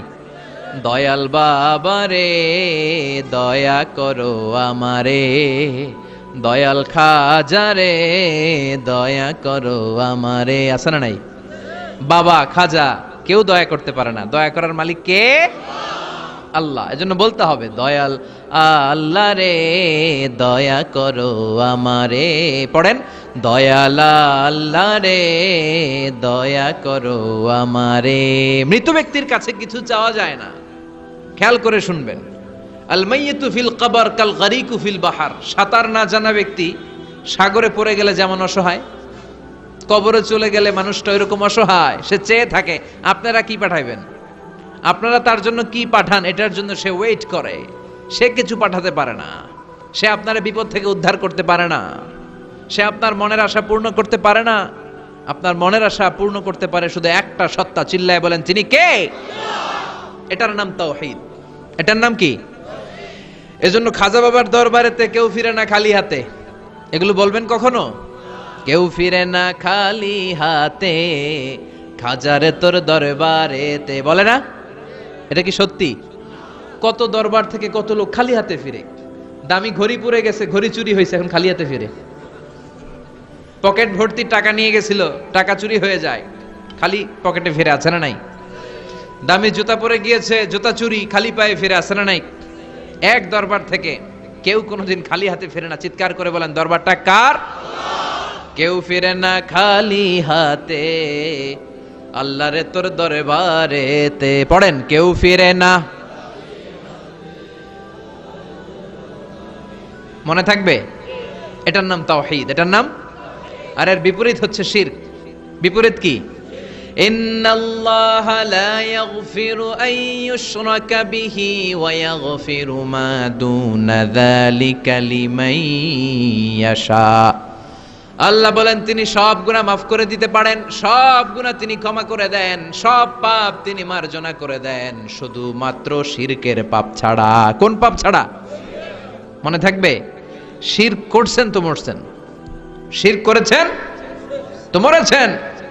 ক্যান্সারের অ্যান্সার আছে, শিরকের কোনো অ্যান্সার নাই, কারণ আল্লাহ সব মাফ করে, এটার মাফ করে না। ইন্না শিরকা লা যুলমুন আযীম, এটা মহাপাপ, সব পাপের বড় পাপ, সব পাপের বাপ। এটার নাম শিরক। এটার নাম কি? চাবো আল্লাহর কাছে চাবো, সেজদা দিব আল্লাহর কাছে সেজদা দেব, মনের আশা আকাঙ্ক্ষা জ্বালা যন্ত্রণা সব দূর করে দিতে পারে একজন। চিৎকার করে বলেন, তিনি কে? বিশ্বনবী বলেন, হাদিসে কুদসিতে আল্লাহ ফরমান, কিয়ামতের কঠিন ময়দানে পাহাড় পরিমাণ গুনাহ নিয়ে, সাগরের অথই জলরাশি পরিমাণ গুনাহ নিয়ে, ও বান্দা, যদি তুমি আমার কাছে হাজির হয়ে যাও, ওই গুনার মধ্যে যদি শিরকের কোনো গুনাহ না থাকে, তাহলে আমি আল্লাহ পাহাড় পরিমাণ, সাগরের জলরাশি পরিমাণ ক্ষমার দয়া নিয়ে তোমার কাছে হাজির হয়ে যাব। লাইন আশরাকতা লায়াহবাতান্না আমালুক ওয়ালা তাকুনান্না মিনাল খাসিরিন। যদি শিরক করো, তোমার সব আমল শেষ। আপনার রোজা, আপনার নামাজ, আপনার জিকির, আপনার হজ, সবগুলোর বরবাদ করে দিবে কে? এজন্য আমরা যখন নামাজে দাঁড়াই, আল্লাহ বলে, নামাজ পড়ে আগে ঘোষণা দে তুই মুশরিক না মুওয়াহিদ। আমরা পড়ি, ইন্নী ওয়াজ্জাহাতু ওয়াজহিয়া লিল্লাযী ফাতারাস সামাওয়াতি ওয়াল আরদা হানিফাও ওয়া মা আনা মিনাল মুশরিকিন। ওয়া মা আনা মিনাল, এর মানে কি? আমি মুশরিক না। আল্লাহ, আমি মুশরিক না। আল্লাহ, আমি মুশরিক না। আবার যখন আরাফার ময়দানে লক্ষ লক্ষ হাজী সাহেবান ইজার আর রিদাব, সাদা রঙের একটা চাদর পরে, সাদা রঙের একটা লুঙ্গি পরে, চোখের পানি ছেড়ে আরাফার ময়দানে কাঁদে। আল্লাহ বলে, কান্না করবি পরে, আগে বল শিরক করস নাকি? আমরা বলি লাব্বাইক আল্লাহুম্মা লাব্বাইক, লাব্বাইক লা শারীকা লাক। আল্লাহ, কোনো শিরক করি না, তোমার সাথে কাউরে অংশীদার স্থাপন করি না, তুমি সব রাজার বড় রাজা, মহারাজা, তোমার সাথে কোনো শরীক নাই, তোমার সমকক্ষ মহাবিশ্বে কেউ নাই। এটার নাম তাওহীদ। এটার নাম কি? এজন্য শিরকের সাথে আমাদের কোনো ধরনের সম্পর্ক। বিশ্বনবী বললেন, শিরক হচ্ছে আখফা মিন দাবিবিন নামাল, পিঁপড়ার গুটি গুটি পায়ের চেয়েও ভয়ঙ্কর। পিঁপড়া যেমনি গুটি গুটি পায়ে হেঁটে হেঁটে মিষ্টির দোকানে ঢুকে যায়, যেখানে মিষ্টি রেখেছেন, মিষ্টি জাতীয় খাবার রেখেছেন, ওই পাতিলের ভেতরে লুকিয়ে লুকিয়ে গুটি গুটি পায়ে যেমনি পিঁপড়া ঢুকে যায়, তেমনি শিরক করলে শির গুটি গুটি পায়ে আপনার দেহের ভেতরে ঢুকে আপনার ঈমানকে বরবাদ করে সারখার করে দিবে, শেষ হয়ে যাবে আপনার ঈমান। এজন্য শিরকের সাথে আমাদের কোনো সম্পর্ক আছে? শিরকের সাথে যে সম্পর্ক নাই, তাওহীদে যে আমাদেরকে বিশ্বাসী হতে হবে, সেই লক্ষ্যে আল্লাহ তাআলা এই সূরার আরেকটা নাম দিলেন, সেটা হচ্ছে সূরাতুত তাওহীদ। সেটার নাম কি? তাহলে সূরাতুল ইখলাসে শুধু সূরাতুল ইখলাসের নাম নয়, এটার আরেকটা নাম কি? মনে থাকবে সবার? এই সূরার আরেকটা নাম হচ্ছে সূরাতুল মা'রিফা। সূরাতুল, কথা বলেন, জোরে বলেন। আপনাদের জিমানি ধরছে? 2-4 জনই কয়, বাকিরা কয় না। বাকিরা কয় না, ক্লাস করুম না, আপনি পড়ায় যান। আছে না নাই? এই সূরার নাম সূরাতুল মা'রিফা। চিল্লায় বলেন, কি নাম? এইভাবে উত্তর করতে হবে, মা'রিফা। মা'রিফা মানে জানা বা চিনা। মা'রিফা মানে কি? জানা বা চিনা। এই সূরা পড়লে আল্লাহরে জানা যায়, এই সূরা তেলাওয়াত করলে আল্লাহরে চিনা যায়। তাহলে যারা আল্লাহরে চিনে বেশি, আল্লাহরে জানে বেশি, আল্লাহরে মানে বেশি, তারাই মারেফতের লোক। কথা কন? কিন্তু আমগো বাংলাদেশে এটার নাম দিয়েছে মারেফত। মারিফা এটার নাম দিয়েছে কি? মারে, আসলে মাইরের পথ, ঠিক কি না? ইসলামের সৌন্দর্য, the beauty of Islam, the distorted the beauty of Islam, ইসলামের সৌন্দর্যকে তারা নষ্ট করেছে। এরকম আছে না? নামাজ পড়ে না, রোজা রাখে না, পর্দা করে না, চুলের মধ্যে জট পাকিয়ে রাখে, লাল শালু পরে ঘুরে বেড়ায়, আর বলে কলব পরিষ্কার তো সব পরিষ্কার। এরকম ডাকাইত আছে না নাই? দোদেল বান্দা কালমা চোর, না পায় শ্মশান না পায় ঘোর, দিন থাকিতে আয়রে পথে ছাইড়া দে ভণ্ডামি, ভণ্ডামি ভণ্ডামি ভণ্ডামি, ছাইড়া দে ভণ্ডামি। এগুলো হলো ভণ্ডামি। কথা বলেন। নামাজ কালাম পড়ে না, ইবলিশ শয়তানের নানা, কালাকুচু এগুলা। নামাজ নাই, তোর সাথে আমার কথা নাই, ঠিক কিনা? ও মারেফত শিখায় আমারে। কি শিখায়? মারেফত। আমরা যে কত মারেফত আগেই শিখে রাখছি ওইটা জানে না। যারা ইখলাসের সাথে আল্লাহর উপর তাওয়াক্কুল করে ওরা হচ্ছে আহলুল মারেফা। চিল্লায় বলো ঠিক কিনা? নামাজ রোজা করে না, ইবলিশ শয়তানের নানা, ধর্মের একখান খুঁটি ধইরা কয়দিন করবা হয়রানি, ভণ্ডামি ভণ্ডামি ভণ্ডামি, ছাইড়া দে ভণ্ডামি। এরকম ভণ্ড আছে না নাই? এদের সাথে ইসলামের কোনো সম্পর্ক? এ সূরার নাম সূরাতুল মারিফা। এ সূরা পড়লে আল্লাহরে জানা যায়, আল্লাহরে চেনা যায়, ঠিক কিনা? তাহলে শিখলেন এ সূরার একটা নাম সূরাতুত তাওহীদ, আরেক নাম সূরাতুল মারিফা। এই সূরার আরেকটা নাম সূরাতুস সামাদ। সূরাতুস, কেননা এই সূরার ভেতরে সামাদ শব্দটা আছে না নাই? সামাদ কার নাম? কথা বলেন। আল্লাহর নাম। সামাদ মানে হচ্ছে অমুখাপেক্ষী, যিনি কারো কাছে চায় না, সবাই তার কাছে চায়। তিনি কে? তিনি আল্লাহ। এটার নাম সূরাতুস সামাদ। সামাদ মানে অমুখাপেক্ষী। সামাদের বিপরীত শব্দ হচ্ছে সনাম। সামাদের বিপরীত কি? সানাম মানে মূর্তি। সানাম মানে মূর্তি। জাহেলি যুগে বিশ্বনবীর কাছে যখন সর্বপ্রথম তাওহীদের দাওয়াত আসলো, ওই সময়ে একটা লোক মূর্তির পূজা করত, মূর্তিটারে খুব দেখভাল করত, যত্ন করত, আদর সোহাগ করত, আর রাত্রিবেলা এটার সামনে মিষ্টি দই হালুয়া চিরা রাইখা কেঁদে কেঁদে মনের জ্বালার কথা মূর্তির কাছে কইতো। সে ভাবতো এটাই আমার বড় খোদা। সে কি ভাবতো? এটাই আমার, এটারে বললেই এটাই আমার বিপদ থেকে মুক্তি দিবে, আমাকে পরিত্রাণ দিবে, আমাকে সেভ করবে এটা। এভাবে সে আল্লাহকে বাদ দিয়ে মূর্তির ইবাদত করত, মূর্তিকে খুব যত্ন করত। একদিন কোন এক কাজে মূর্তিটাকে রেখে এসে ঘরের বাইরে গেল, এক পাশে গেল। কাজ শেষে এসে দেখে তার এই মূর্তির গায়ে পানি। মূর্তিটাকে দেখতে মনে হচ্ছে যে কে যেন গোসল করায় গেছে, পানি। তো সে ভাবলো যেহেতু আমার খোদার গায়ে পানি, এটা নিশ্চয়ই ভালো পানি হবে। He thought it is the water of mercy and blessings. সে ভাবলো it could be the water of rahma. এটা মনে হয় রহমতের পানি হবে, যেহেতু খোদার গায়ে পানি। তো রহমতের গায়ে পানি শুকিয়ে যাওয়ার আগে খেয়ে ফেলি, তাহলে সব রহমত ঢুকবে কই? পেটে। When he thought it is the water of rahma, water of mercy and blessings, he started to suck it with his tongue. সে জিহ্বা দিয়ে চাটতে শুরু করছে, চেটে চেটে সব রহমত নিয়ে নিচ্ছে পেটে। When he started to suck it, he found the taste is little bit bitter. The taste is weird. জিহ্বা দিয়ে যখন চাটতে শুরু করছে তখন সে পেল যে এটার স্বাদটা কেমন যেন কটা কটা লাগে, লবণাক্ত, একটু টক টক, হাজমুলার মতো লাগে। কিসের মতো? কিরে এরকম লাগে কেন? If it is the water of mercy, it should be sweeter. এটা যদি রহমতের পানি হয় এটা সুইট হবে, মিষ্টি হবে। এটা টক লাগে কেন, কটা লাগে কেন, ঘটনা কি? খুঁজতে লাগলো ডানে বায়ে। খুঁজতে খুঁজতে দেখে ঘরের পাশেই দুইটা খ্যাকশিয়াল। অনেকে এই বর্ণনাটা দিতে যে কুকুরের কথা বলে, কিন্তু হাদিসে এসছে খ্যাকশিয়াল, সালাবান, দুইটা খ্যাকশিয়াল। দেখতো যে একটা খ্যাকশিয়াল এখনো পা উঁচু করে রাখছে, মাঝখান থেকে রহমতের পানি এখনো কিছু পড়ছে, just dropping the water of রাহমা, এখনো পড়তেছে টপ টপ। বোঝা যায় না? বোঝা যায়।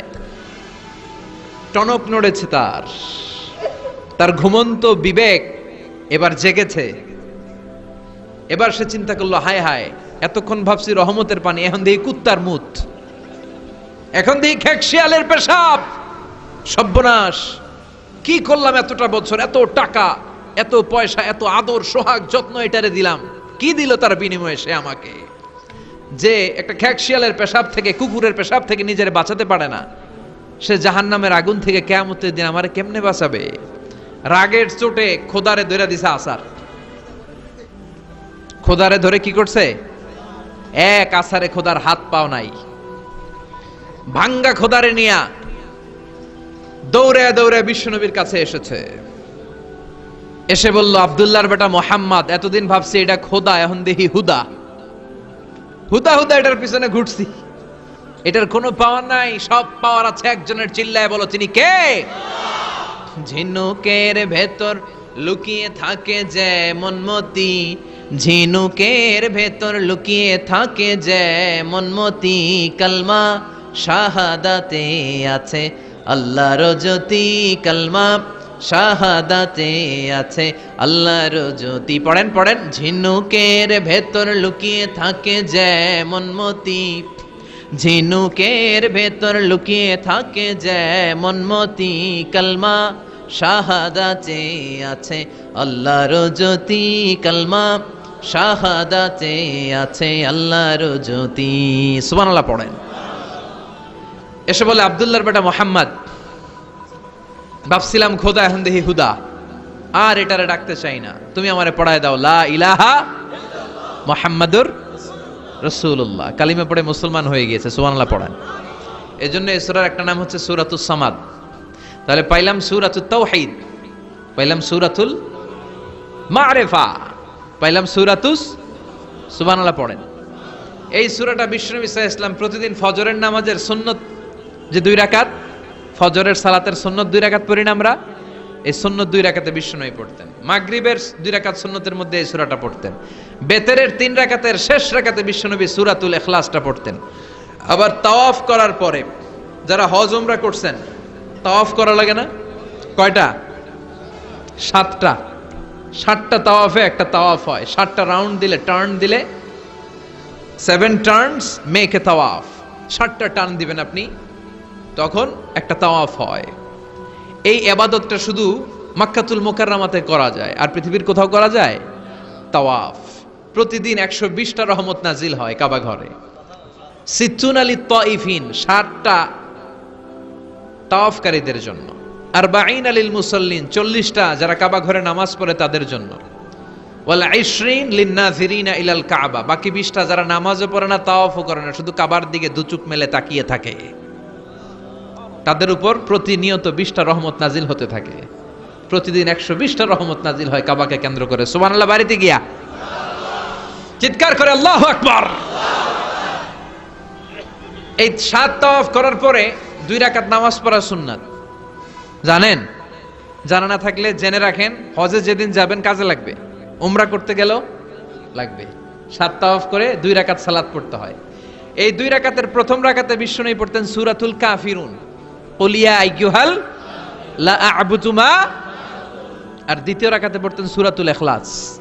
সুবহানাল্লাহ পড়েন। আবার বিশ্বনবী এই সূরাকে বলেছেন সুলুসুল কোরআন, কোরআনের 3 ভাগের 1 ভাগ। একবার কেউ যদি তাজবিদের সাথে সূরাতুল ইখলাস তেলাওয়াত করে, রব্বুল আলামিন তার আমলনামায় 10 পারা কোরআন তেলাওয়াতের সওয়াব দিয়ে দিবে। 2 বার তেলাওয়াত করলে 20 পারার সওয়াব দেয়া হবে। 3 বার যদি কেউ এই ছোট্ট সূরাটা কেবলমাত্র 3 বার তেলাওয়াত করে, পুরো কোরআন খতমের সওয়াব আমলনামায় দিবে কে? ফজিলত কম না বেশি? টের পাচ্ছেন তো ফজিলতটা? 3 বার পড়লে পুরো কোরআন কভার। কোন মুহাদ্দিসিন বলেছেন না, বিশ্বনবী সুলুসুল কোরআন দ্বারা 1/3 অফ দ্য বুক দ্বারা এটা বুঝায় নাই। বিশ্বনবী বুঝিয়েছেন পুরো কোরআনটাকে যদি প্রেসাইজ করা হয়, কনসাইজ করা হয়, যে হুজুর পুরো কোরআনের সব কথাগুলোর আপনি প্রেসাইজ করে 3 শব্দে আমারে বলেন যে পুরো কোরআন আল্লাহ কি বলেছে, তাহলে আমি বলবো কোরআনে আল্লাহ আপনাকে বলেছে তাওহীদের কথা, বলেছে রিসালাতের কথা, আর বলেছে আখিরাতের কথা। তাহলে পুরো কোরআনের মৌলিক কথা 3টা। 1 নাম্বার তাওহীদ, 2 নাম্বার রিসালাত, 3 নাম্বার সবাই বলেন 1 নাম্বার, 2 নাম্বার, 3 নাম্বার। যেহেতু এই সূরাটা তাওহীদ নিয়ে কথা বলে, যেহেতু এই সূরাটা তাওহীদের রূপরেখা অঙ্কন করেছে, সেহেতু কেউ যদি এই সূরাটা পড়ে কেমন যেন সে কোরআনের 3 ভাগের 1 ভাগ তেলাওয়াত করে ফেললো, কোন সুবহানাল্লাহ। এজন্য এটাকে বিশ্বনবী বলেছেন সুলুসুল কোরআন, 1/3 অফ দ্য বুক। হয় একবার পড়লে 10 পারা, 2 বার 20 পারা, 3 বারে পুরো খতম, না হয় অন্তত তাওহীদের সব বিষয়গুলো আপনার অন্তরের মধ্যে ঢুকে যাবে। চিল্লায় কোন আল্লাহু আকবার। অনেক বরকতের সূরা। বিশ্বনবী মুহাম্মদ রাসূলুল্লাহ সাল্লাল্লাহু আলাইহি ওয়াসাল্লাম মক্কা থেকে মদিনায় হিজরত করে আসলেন। মদিনায় যাওয়ার আগে কোবা পল্লী, যারা হজ উমরায় গিয়েছেন, মক্কা থেকে মাত্র 5 কিলোমিটার দূর একটা মসজিদ আছে, মসজিদে কোবা। প্রতিদিন শনিবার বিশ্বনবী মসজিদে নববী থেকে কোবা মসজিদে হেঁটে হেঁটে যে 2 রাকাত নামাজ পড়তেন। কেউ যদি অজু করে, ঘর থেকে অজু করে যে কোবার মসজিদে নামাজ পড়ে, তার আমল নামে আল্লাহ একটা কবুল উমরা হজের সওয়াব দিয়ে দিবে। এজন্য দেখবেন প্রতি শনিবারে কোবা মসজিদে ভিড়। আমি যতবার গিয়েছি সৌদিতে, প্রত্যেক শনিবারে ওখানে জিয়ারত করেছি। শনিবারে যে কোবা মসজিদে আপনি নামাজ পড়বেন। এই কোবা মসজিদ তৈরি করে বিশ্বনবী চলে আসলেন মদিনাতুল মুনাওয়ারাতে। এসে তিনি জায়গা চুজ করলেন, কোথায় হবে আমার মসজিদ, লোকেশন চুজ করলেন। বিশ্বনবী লোকেশন চুজ করতে পারতেন খুব ভালো। খুঁজে খুঁজে এমন একটা জায়গা তিনি বাছাই করলেন, সেন্টার অফ দ্য সিটি, এটা শহরের একেবারে মাঝখানের জায়গা। বিশ্বনবী বললেন এই জায়গা আমার লাগবে। সুবহানাল্লাহ কইবেন না? কি জ্ঞান, কি বুদ্ধিমত্তা, কি ফিলোসফি ছিল বিশ্বনবীর। সব জায়গায় বিশ্বনবীর এই অভাবনীয় বুদ্ধিমত্তা। বিশ্বনবী যখন কোনো যুদ্ধে যেতেন, যুদ্ধ ডান দিকে, যুদ্ধ কোন দিকে, কিন্তু সেনাপতি নিয়ে বের হইতেন বাম দিকে, বের হইতেন বাম দিক দিয়ে, গুইরা টুইরা ওই দিকে যাইতেন। সুবহানাল্লাহ কইবেন না? যাতে কেউ কল্পনাই করতে না পারে কোথায় অ্যাটাক করবে উনি। এটা হচ্ছে সেনাপতির যুদ্ধ কৌশল। বিশ্বনবীর যুদ্ধ যদি হতো বাম দিকে, উনি বের হইতেন ওই দিকে। বিশ্বনবীর যুদ্ধ হলো সামনে, মদিনা থেকে তিনি পিছনের রাস্তা দিয়ে অনেক দূরে চলে যেতেন। সেখান থেকে মরুভূমির পথ পাড়ি দিয়ে তারপর যুদ্ধের ময়দানে যেতেন। বুদ্ধিমত্তা, intellectual power. He was a very good mediator ever in the world. পৃথিবীর সবচাইতে বেশি কূটনৈতিক বুদ্ধি সম্পন্ন মানুষ করে আল্লাহ তাআলা বিশ্বনবীকে বানিয়েছেন। ওয়াজ এ ভেরি গুড মিডিয়েটর। মধ্যস্থতা করতে পারতেন ভালো, সালিস করতে পারতেন ভালো। সালিস আমরা বাংলায় বলি সালিশ, আসলে শব্দটা সালিস, আসানি আসালিস। আমার আপনার মধ্যে ঝগড়া, তো আমি 1 আপনি 2, আরেকজন লাগবে কি 3 নাম্বার, আসালিস। এটাকে বলে সালিশ। সালিশই করতে পারতেন বিশ্বনবী, চমৎকার। স্বামী স্ত্রীতে ঝগড়া হইলে মিলাই দিতেন। কত ফাতেমা আর আলীর ঝগড়া মিলাই দিয়েছেন তার হিসাব নাই। সুবহানাল্লাহ কইবেন না? এমনকি হি ওয়াজ এ ভেরি গুড মিডিয়েটর, ভালো মধ্যস্থতাকারী ছিলেন। স্ত্রীদের মধ্যেও ঝগড়া লাগতো, বিশ্বনবীর স্ত্রীদের মধ্যেও খুনসুটি হতো, ঝগড়া মারামারি। বিশ্বনবীর একমাত্র ভার্জিন কুমারী স্ত্রী ছিল আয়েশা রাদিয়াল্লাহু তাআলা আনহা। ওনার বাড়িতে বিশ্বনবীর আরেক স্ত্রী, খুব সম্ভবত হাফসা বা সফিয়া, কোন বর্ণনা এসেছে পায়েস, কোথাও এসেছে ঝোলওয়ালা তরকারি হাদিয়া নিয়ে আসছে, যে এটা আপনারা দিলাম। মা আয়েশা তরকারি দেখে রেগে গেলেন, আমার ঘরে তরকারি দিছো কেন, আমি রাঁধতে পারি না? আমি নিজ হাতে রান্না করে বিশ্বনবীরে খাওয়াবো। রেগে মেগে তরকারির ঝোল নিয়ে সফিয়ার বা হাফসার গালের মধ্যে মেখে দিয়েছে। হাফসা যে বিশ্বনবীর কাছে বলি, ইয়া রাসূলুল্লাহ, কুমারী বউ তো আদর করছেন বেশি, লাই দিয়া কই তুলছেন দেখেন। ও নবী, আমি পায়েস নিয়েছিলাম আর ঝোল করা তরকারি নিয়েছিলাম, ভেবেছিলাম আপনিও খাবেন, আয়েশাও খাবে। আয়েশা কয়, আমি কি রাঁধতে জানি না, নিয়ে আসলা কেন আমার ঘরে, দিলা কেন? আমি রাঁধতে জানি, নিয়ে যাও। শুধু আমার তরকারিটা প্রত্যাখ্যান করে নাই, তরকারির ঝোল আর পায়েস দিয়ে আমার গালের মধ্যে কসমেটিক্স বানায়া দিছে। এই যে গাল দেখেন, দলিল নিয়ে আসছি, দেখেন কি করছে। বিশ্বনবীর পদ্ধতি ছিল, বিচার কেউ দিলেই he never take any action, he never react anymore. কখনো উনি অ্যাকশনে যেতেন না, উনি 2 পক্ষের কথা শুনতেন। সুবহানাল্লাহ পড়েন। আর আমাদের বিচার করতে গেলে একজনের কথা শুনে আরেকজনের বাস আছে না নাই? বললেন আয়েশারে ডাকো। আয়েশা, এমন করেছো? করেছি। কেন করেছো? বললে, ইয়া রাসূলুল্লাহ, মাথাটা গরম ছিল, নিজেকে সামলাতে পারিনি গো নবী, সামলাতে পারিনি, আমি ভুল করেছি, আমি স্বীকার করলাম, মাফ করে দেন। বিশ্বনবী বললেন, এবার ঠিক আছে, দুজনের কথা আমি শুনেছি, এবার আমার জাজমেন্ট হচ্ছে কিসাস, মানে যেমন করেছো তেমন, গুতা মারলে গুতা, ঘুষি মারলে ঘুষি, আঘাত করলে আঘাত, ঠিক কিনা? হাফসাকে তুমি যেমনি ঝোল মাখিয়ে দিয়েছো, হাফসা তুমিও বাটি থেকে ঝোল নিয়ে আয়েশার গালে পলিশ করে দাও।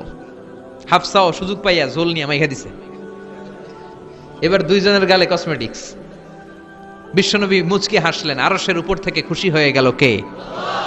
এটা হচ্ছে বিশ্বনবীর বিচার করার বুদ্ধিমত্তা। হি ওয়াজ এ ভেরি গুড মিডিয়েটর।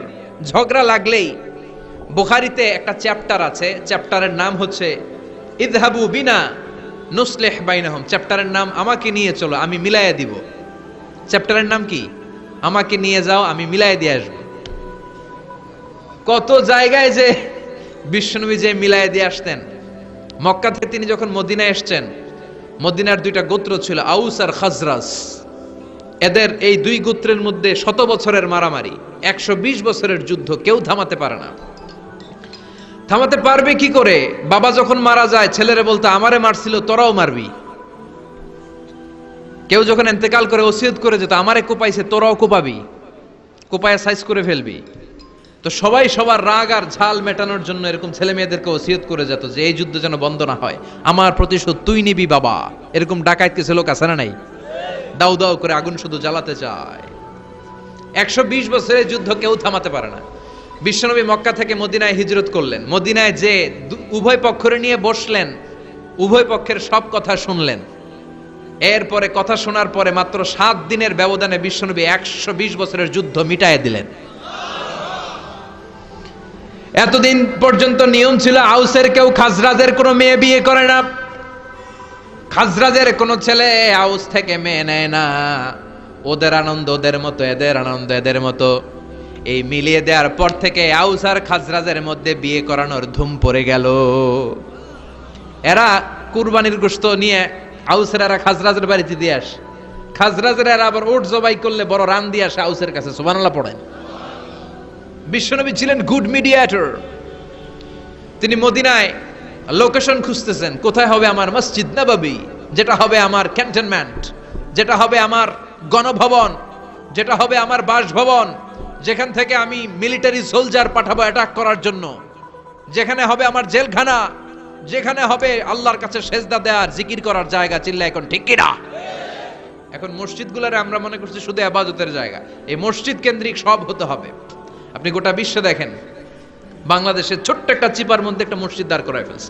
মসজিদ হবে অনেক বড় এরিয়া নিয়ে, পার্কিং লট থাকবে বড় বড়।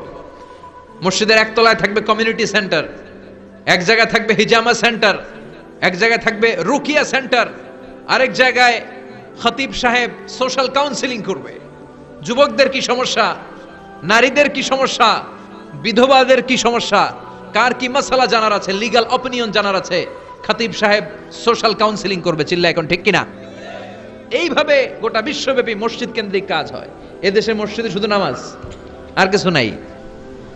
বিশ্বনবী লোকেশন তালাশ করতেছেন, কোথায় বানানো যায় মসজিদ নববী। খুঁজতে খুঁজতে এমন জায়গায় বিশ্বনবী চয়েস করলো, এটা ছিল ছাগল ঘোড়া এগুলোর আস্তাবল, কিছু জায়গায় খেজুর গাছের ভাঙ্গা ক্ষেত, আর কিছু জায়গায় কাফির মুশরিকদের কবরস্থান। এখন এই জায়গায় মসজিদ করা তো কঠিন। বিশ্বনবী বললেন না, আমার নজর এক জায়গায় যদি পড়ে ওইখান থেকে আমি ফিরাই না সহজে, ট্রাই করো, এটাই আমার লাগবে মসজিদে নববী। বিশ্বনবী বললেন ছাগল গরুর আস্তাবলকে সমান করো, খেজুর গাছ ভাঙ্গা যেগুলো আছে খেজুর গাছগুলোরে কেটে ফেলো, কাফের মুশরিকদের যত কবরস্থান আছে কবরস্থান থেকে হাড্ডি গুড্ডি এখান থেকে নিয়ে অন্য জায়গায় দাফন করো। সুবহানাল্লাহ। মসজিদে নববী শুরু হয়ে গেল। নিজ হাতে পাথর কেটে কেটে তিনি মসজিদে নববী বানালেন। আর এর আগে যেটা বানায় আসছে ওটার নাম মসজিদে কুবা। ওটার নাম কি? আমার দিকে তাকান সবাই, এদিকে সোজা সোজা। মসজিদে কুবা। আপনাদের এলাকায় অনেক জায়গায় আছে না মসজিদে কুবা? কুমিল্লাতে একটা আছে, আছে না? 2 জায়গায়। তাই মসজিদে কুবাতে বিশ্বনবী সাল্লাল্লাহু আলাইহি ওয়াসাল্লাম এক সাহাবাকে ইমাম বানায় দিয়ে আসলেন। উনি ইমামতি করে ওই মসজিদে, আর বিশ্বনবী ইমামতি করে মসজিদ নববীতে। মসজিদে কুবার যে ইমাম, তিনি প্রতি রাকাতে জাহারি কেরাতে মানে মাগরিব এশার ফজরের সালাতে প্রত্যেক রাকাতে সূরা ফাতিহার পরেই এই সূরা ইখলাস পড়ে। শুনতেছেন? প্রত্যেক রাকাতে সূরা ফাতিহার পরে কি পড়ে? ইখলাস। মাগরিবের প্রথম রাকাতেও ইখলাস, দ্বিতীয় রাকাতেও ইখলাস, এশার প্রথম রাকাতে ইখলাস, দ্বিতীয় রাকাতেও ইখলাস। ইখলাস পরে এরপর অন্য একটা সূরা পড়ে, কিন্তু শুরু করে ইখলাস দিয়ে। ফজরের প্রথম রাকাতেও ইখলাস, দ্বিতীয় রাকাতেও। মুসল্লিরাকে পাইছি কি? পাইছি কি? খালি এখলাস, খালি এখলাস যে ধরছে। আপনি পাইছেন কি বলেন? ইমাম সাহেব বলে কিছুই পাই নাই, আমার মন চায় আমি পড়ি, তোর মন চাইলে তুই পড়, নাইলে যা। তোর কমিটির সভাপতি সেক্রেটারি এই মসজিদের ইমাম হিসেবে আমার নিয়োগ দেয় না, নিয়োগ দিছে বিশ্বনবী। আমার নিয়োগ যদি বাতিল করতে হয় লাগবে বিশ্বনবীরে তুই ভাগ। তোমার মনে চাইলে পড়ো, নাইলে অন্য মসজিদে পড়ো, যাও মিয়া। এটা তো সভাপতির সেক্রেটারির নিয়োগ দেয়া মসজিদ না, এটা নিয়োগ দিয়েছে বিশ্বনবী, ঠিক কিনা? নিয়োগ বাতিল করলেও কে করবে? বিশ্বনবী। সবাই বিশ্বনবীর কাছে যে বললো, ইয়া রাসূলুল্লাহ, এমন মুসল্লি, এমন ইমাম আপনি দিয়ে আসছেন, উনি ইখলাস ছাড়া আর কিছু পড়ে না।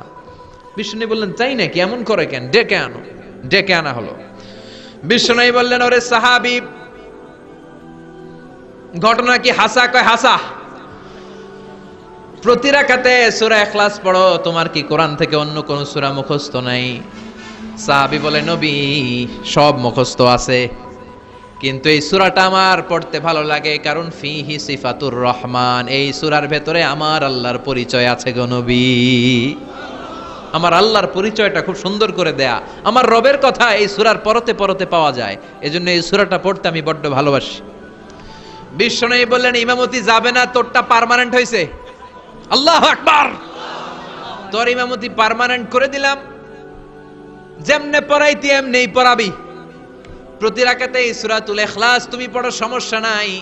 এই যে তুমি সূরাতুল ইখলাস পড়ো, সূরাতুল ইখলাসকে ভালোবাসো, আল্লাহ বলেছেন এই ইখলাসের ভালোবাসার কারণে কিয়ামতের দিন আল্লাহ তোরে জান্নাতে ঢুকায়া দিবে।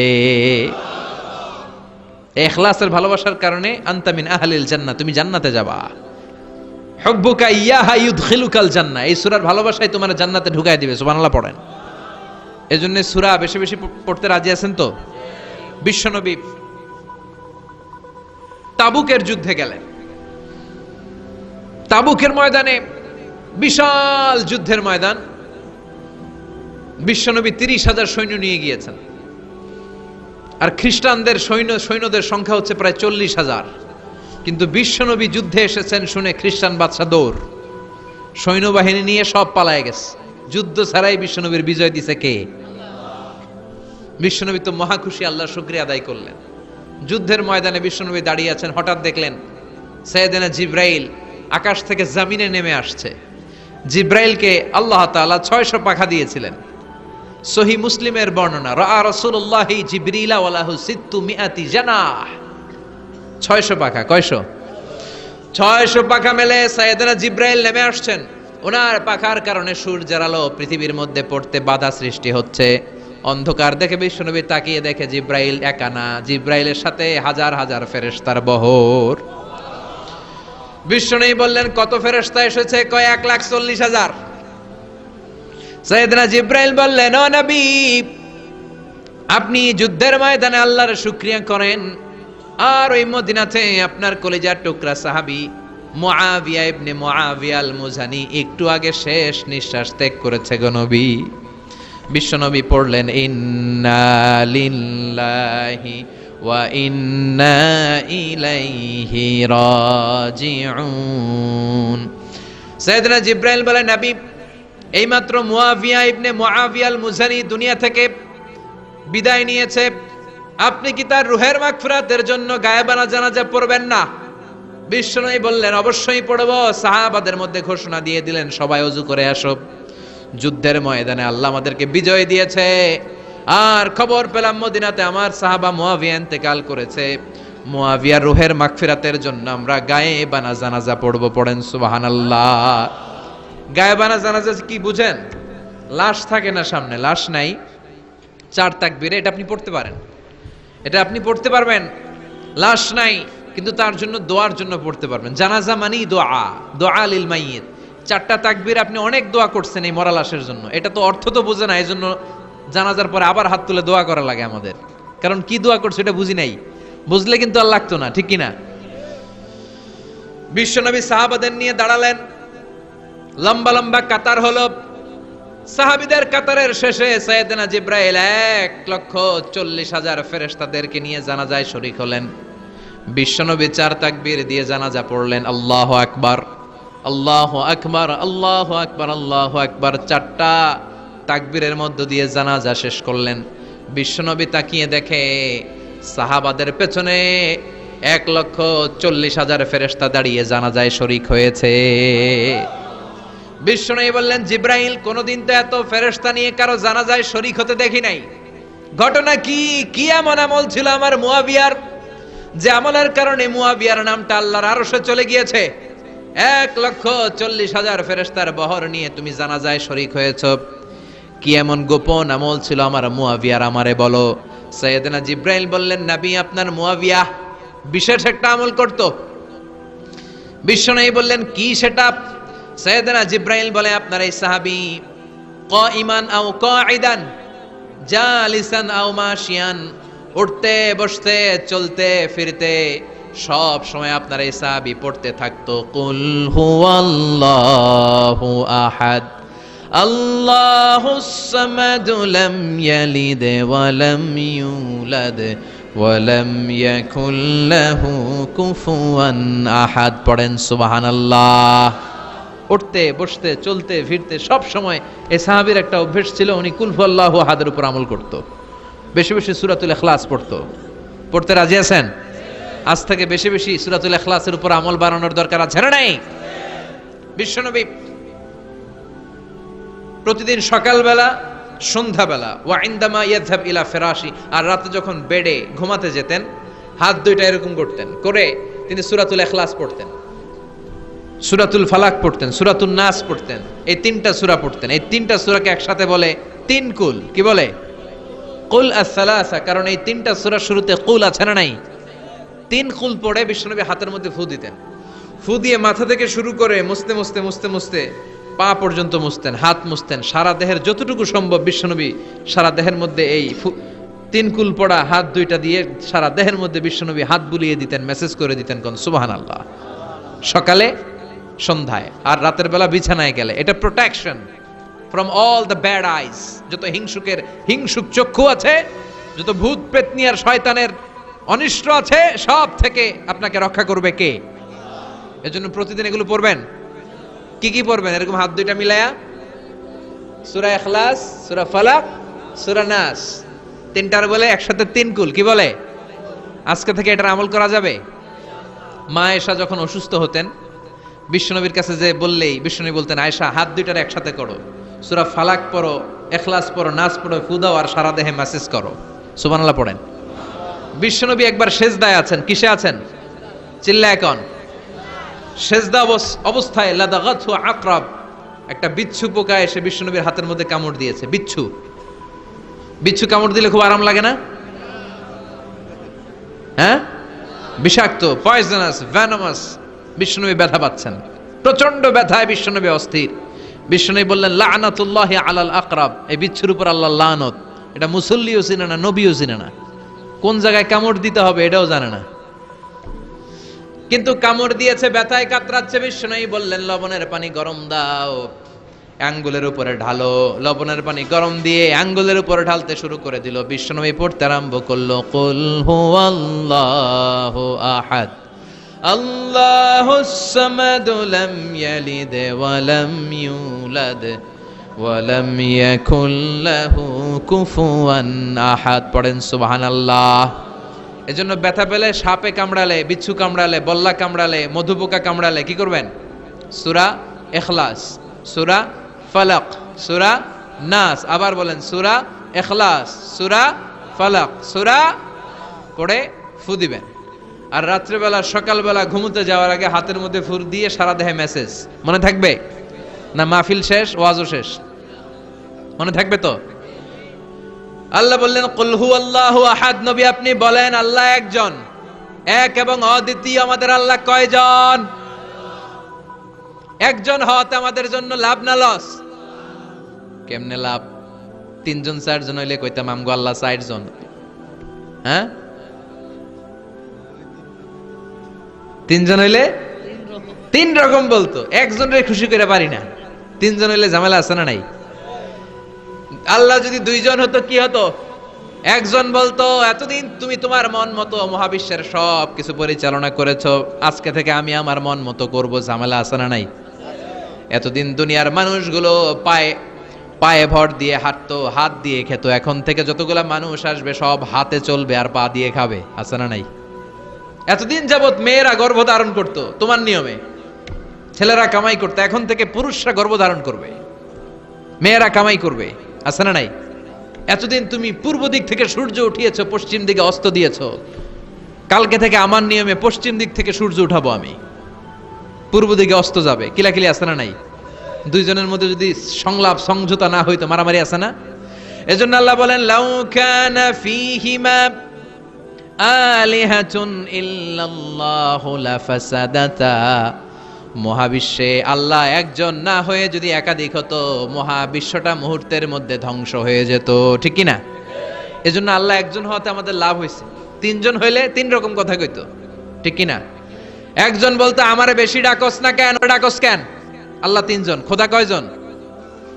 একজন বলতো ওরে ডাকস আমারে ডাকস না কেন, ওর জিকির করলি আমার নামের জিকির করলি না কেন, ওরে খুশি করতে চাস আমারে করস না কেন। ভেজাল হইতো না? এখন একজন, মারলেও আসি, কাটলেও আসি, বাঁচলেও আসি, একজন। সুবহানাল্লাহ পড়েন। এটা সহজ হয়ে গেছে। এজন্য আল্লাহ বললেন কুল হু আল্লাহু, সবাই বলেন কুল হু আল্লাহু আহাদ, মানে এক বা একক। আল্লাহর কোনো শরীক নাই, তার কোনো সাথী নাই, তার কোনো বন্ধু নাই, তার কোনো বাবা নাই, তার কোনো পিতা নাই। তিনি হলেন আহাদ। আহাদ হচ্ছে আল্লাহর চমৎকার একটা নাম। সাইয়েদনা বেলাল রাদিয়াল্লাহু তাআলা আনহুকে ঈমান আনার জন্য অত্যাচার শুরু করা হলো। এমন কোনো মাইর নাই তারা দেয়া হয় নাই, পিটিয়ে পিটিয়ে রক্তাক্ত করে জমিনে ফেলে রাখা হতো, পিটিয়ে গোশত হাড্ডি থেতলে ফেলা হতো। প্রচন্ড মরুভূমির গরম বালুর মধ্যে ওনাকে শুইয়ে রেখে পেটের উপরে পাথর চাপা দেয়া হতো। বলতো এবার জিকির কর লা ইলাহা ইল্লাল্লাহ। বেলাল আর জিকির করতে পারে না, লা ইলাহা ইল্লাল্লাহ শ্বাস বের হয় না, শ্বাস যেটা ঢুকায় বের করতে পারে না, শ্বাস নিতে পারে না, লা ইলাহার আওয়াজ আর মুখ দিয়ে বের হয় না। এবার বেলাল ছোট্ট করে আল্লাহর ডাকে পড়ে আহাদ। কি পড়ে? আরো জোরে পড়েন।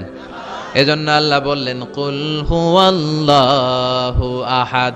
তিনি এমন আল্লাহ, তিনি হলেন আহাদ। আহাদ ছিল বেলালের জিকির। ঠিক কি না? এখন আজান আছে কিন্তু বেলালের রূহ নাই, মানুষ আছে কিন্তু সেই ঈমান নাই। চিল্লা এখন ঠিক কি না? আজ সেই কোরআন আছে, হাদিস আছে, সেই ঈমান আরে মানুষ নে,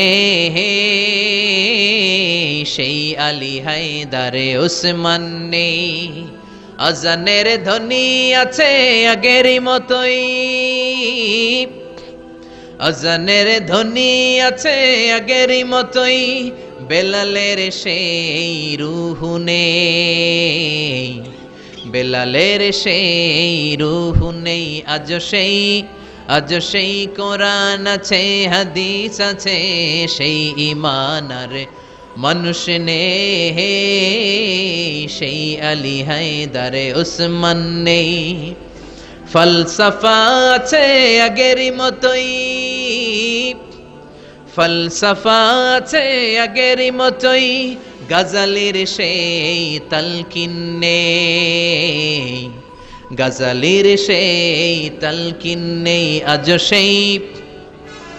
আজ সেই কোরআন আছে, হাদিস আছে, সেই ঈমান আর মানুষ নে, সেই আলী হায়দারে উসমান নেই। চিল্লায় বলেন ঠিক কি না? আজান আছে, বেলালের রূহটা নাই। দর্শন শাস্ত্র আছে, লজিক আছে, মান্তিক আছে, ফলসফা আছে, কিন্তু গাজালির সেই তালকিন নাই। চিল্লা এখন ঠিক কি না? এজন্য আল্লাহ বললেন আমার নাম হলো আহাদ, কুল হুয়াল্লাহু আহাদ। এরপর আল্লাহ বললেন আল্লাহুস সামাদ, আমার নাম হলো সামাদ। ওনার নাম কি? সামাদ মানে অমুখাপেক্ষী, কাদিউল হাজাত, যিনি সবার চাহিদা পূরণ করে। তিনি কে? যিনি সবাইরে দেয়, কারো কাছ থেকে কিছু চায় না। তিনি কে? সবাই যার কাছে ঠেকা, যিনি কারো কাছে ঠেকা না। চিল্লায় বলেন তিনি কে? মা ইউসমাদু ইলাইহিল খালকু কুল্লু, যার দিকে গোটা পৃথিবী হাত পেতে ফরিয়াদ করে, যার দিকে পৃথিবী সব সত্তা তাকিয়ে থাকে। তিনি রহমতের বারিধারা নাজিল করলে, তিনি রিজিক দিলে আমাদের বেঁচে থাকা সম্ভব। তিনি ছাড়া কেউ আমাদের রিজিকের যোগান দিতে পারে। তার নাম সামাদ। চিল্লায় বলেন তার নাম কি? আল্লাহ ডেকে বলে গোলাম লাউ আন্না আউওয়ালাকুম ওয়া আখিরাকুম ওয়া ইনসাকুম ওয়া জিন্নাকুম, তোমাদের শুরু থেকে শেষ পর্যন্ত, আদম থেকে শেষ পর্যন্ত যত লক্ষ কোটি মানুষ দুনিয়ায় আসবে, সবগুলো মানুষ বিশাল এক মরু প্রান্তরে দাঁড়িয়ে যদি আমি আল্লাহর কাছে চাইতে শুরু করে দাও, সবাই যদি আল্লাহর কাছে মনের সব চাওয়াগুলো বলে, আল্লাহ আমারে বাড়ি দাও, আমারে গাড়ি দাও, নারী দাও, এটা দাও, ওটা দাও, আমারে সব দাও, আল্লাহ সবাইকে সব যদি দান করে দেয়, আল্লাহর ক্ষমতার 1 ইঞ্চিও কমবে না, আল্লাহর ধনভাণ্ডারের 1 ইঞ্চিও ঘাটতি হবে না। সুবহানাল্লাহ পড়েন। এজন্য কেউ যেটা পারে না, পারে কে? আমাদের যার যা দরকার আল্লাহ যদি সবাইরে সব দিয়ে দেয়, ওনার ভান্ডারের কিছু কমতি হবে? এজন্য ওনার নাম সামাদ। সবাই ওনার কাছে হাত পাতে, উনি হাত পাতে কার কাছে? কথা কন। সবাই ওনার কাছে ঠেকা, উনি ঠেকা কার কাছে? এজন্য আল্লাহ বললেন, কুল হুয়াল্লাহু আহাদু আল্লাহুস সামাদু লাম ইয়ালিদ ওয়া লাম ইউলাদ ওয়া লাম ইয়াকুল লাহু কুফুয়ান আহাদ। লাম ইয়ালিদ ওয়া লাম ইউলাদ, তিনি জন্ম দেয়ও নাই, জন্ম নেয়ও নাই। সুবহানাল্লাহ পড়েন। আমার বাবা আছে না? আপনার বাবা আছে না? আল্লাহর বাবা আছে? সুবহানাল্লাহ পড়েন। আমাদের ছেলে মেয়ে হয় না? আমাদের কারো ছেলে হয়, কারো মেয়ে হয়। আল্লাহর ছেলে মেয়ে আছে? কথা কন। মক্কার মুশরিকরা বলতো আল মালাইকাতু বানাতুল্লাহ, ফেরেশতারা আল্লাহর মাইয়া। কি কইতো? ফেরেশতারা আল্লাহর মেয়ে। আর বলতো সাইয়েদনা উযার আলাইহিস সালাম আল্লাহর ছেলে, সাইয়েদনা ঈসা আলাইহিস সালাম আল্লাহর ছেলে, ফেরেশতারা হলো আল্লাহর মেয়ে। আল্লাহ বলে, ভুল বললি, লাম ইয়ালিদ ওয়া লাম ইউলাদ। সুবহানাল্লাহ। তার কোনো নসবনামা নাই, আমাদের নসবনামা আছে। আমার নাম মিজান, বাবার নাম আলী আহমদ, দাদার নাম জাইনুল আবেদিন, তার বাবা মাকরাম, তার বাবা অমুক সমুক। আছে না নাই? আপনার নাম কি? আপনার আব্বার নাম কি? তার বাবার নাম হাসেদ আলী, ওনার বাবার নাম? আপনার আব্বার নাম? হ্যাঁ, মমতাজ উদ্দিন। বাবার নাম কেরামত আলী। দাদার নাম? খায়া ফলাইছে, মনে থাকে না আমাদের।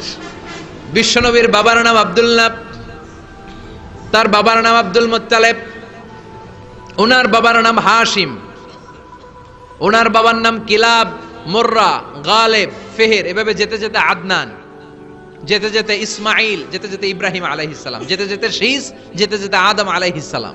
এটা বিশ্বনবীর নসবনামা, ঠিক কি না? আমাদের নসবনামা থাকে, আমাদের বংশ পরিক্রমা থাকে। আমার নাম অমুক, বাপের নাম অমুক, দাদার নাম অমুক। তো আল্লাহর নাম আল্লাহ, আল্লাহর বাপের নাম কি? আল্লাহর দাদার নাম আছে? আছে। এজন্য আল্লাহ বললেন, লাম ইয়ালিদ ওয়া লাম ইউলাদ ওয়া লাম ইয়াকুল লাহু কুফুয়ান আহাদ। আল্লাহু আকবার।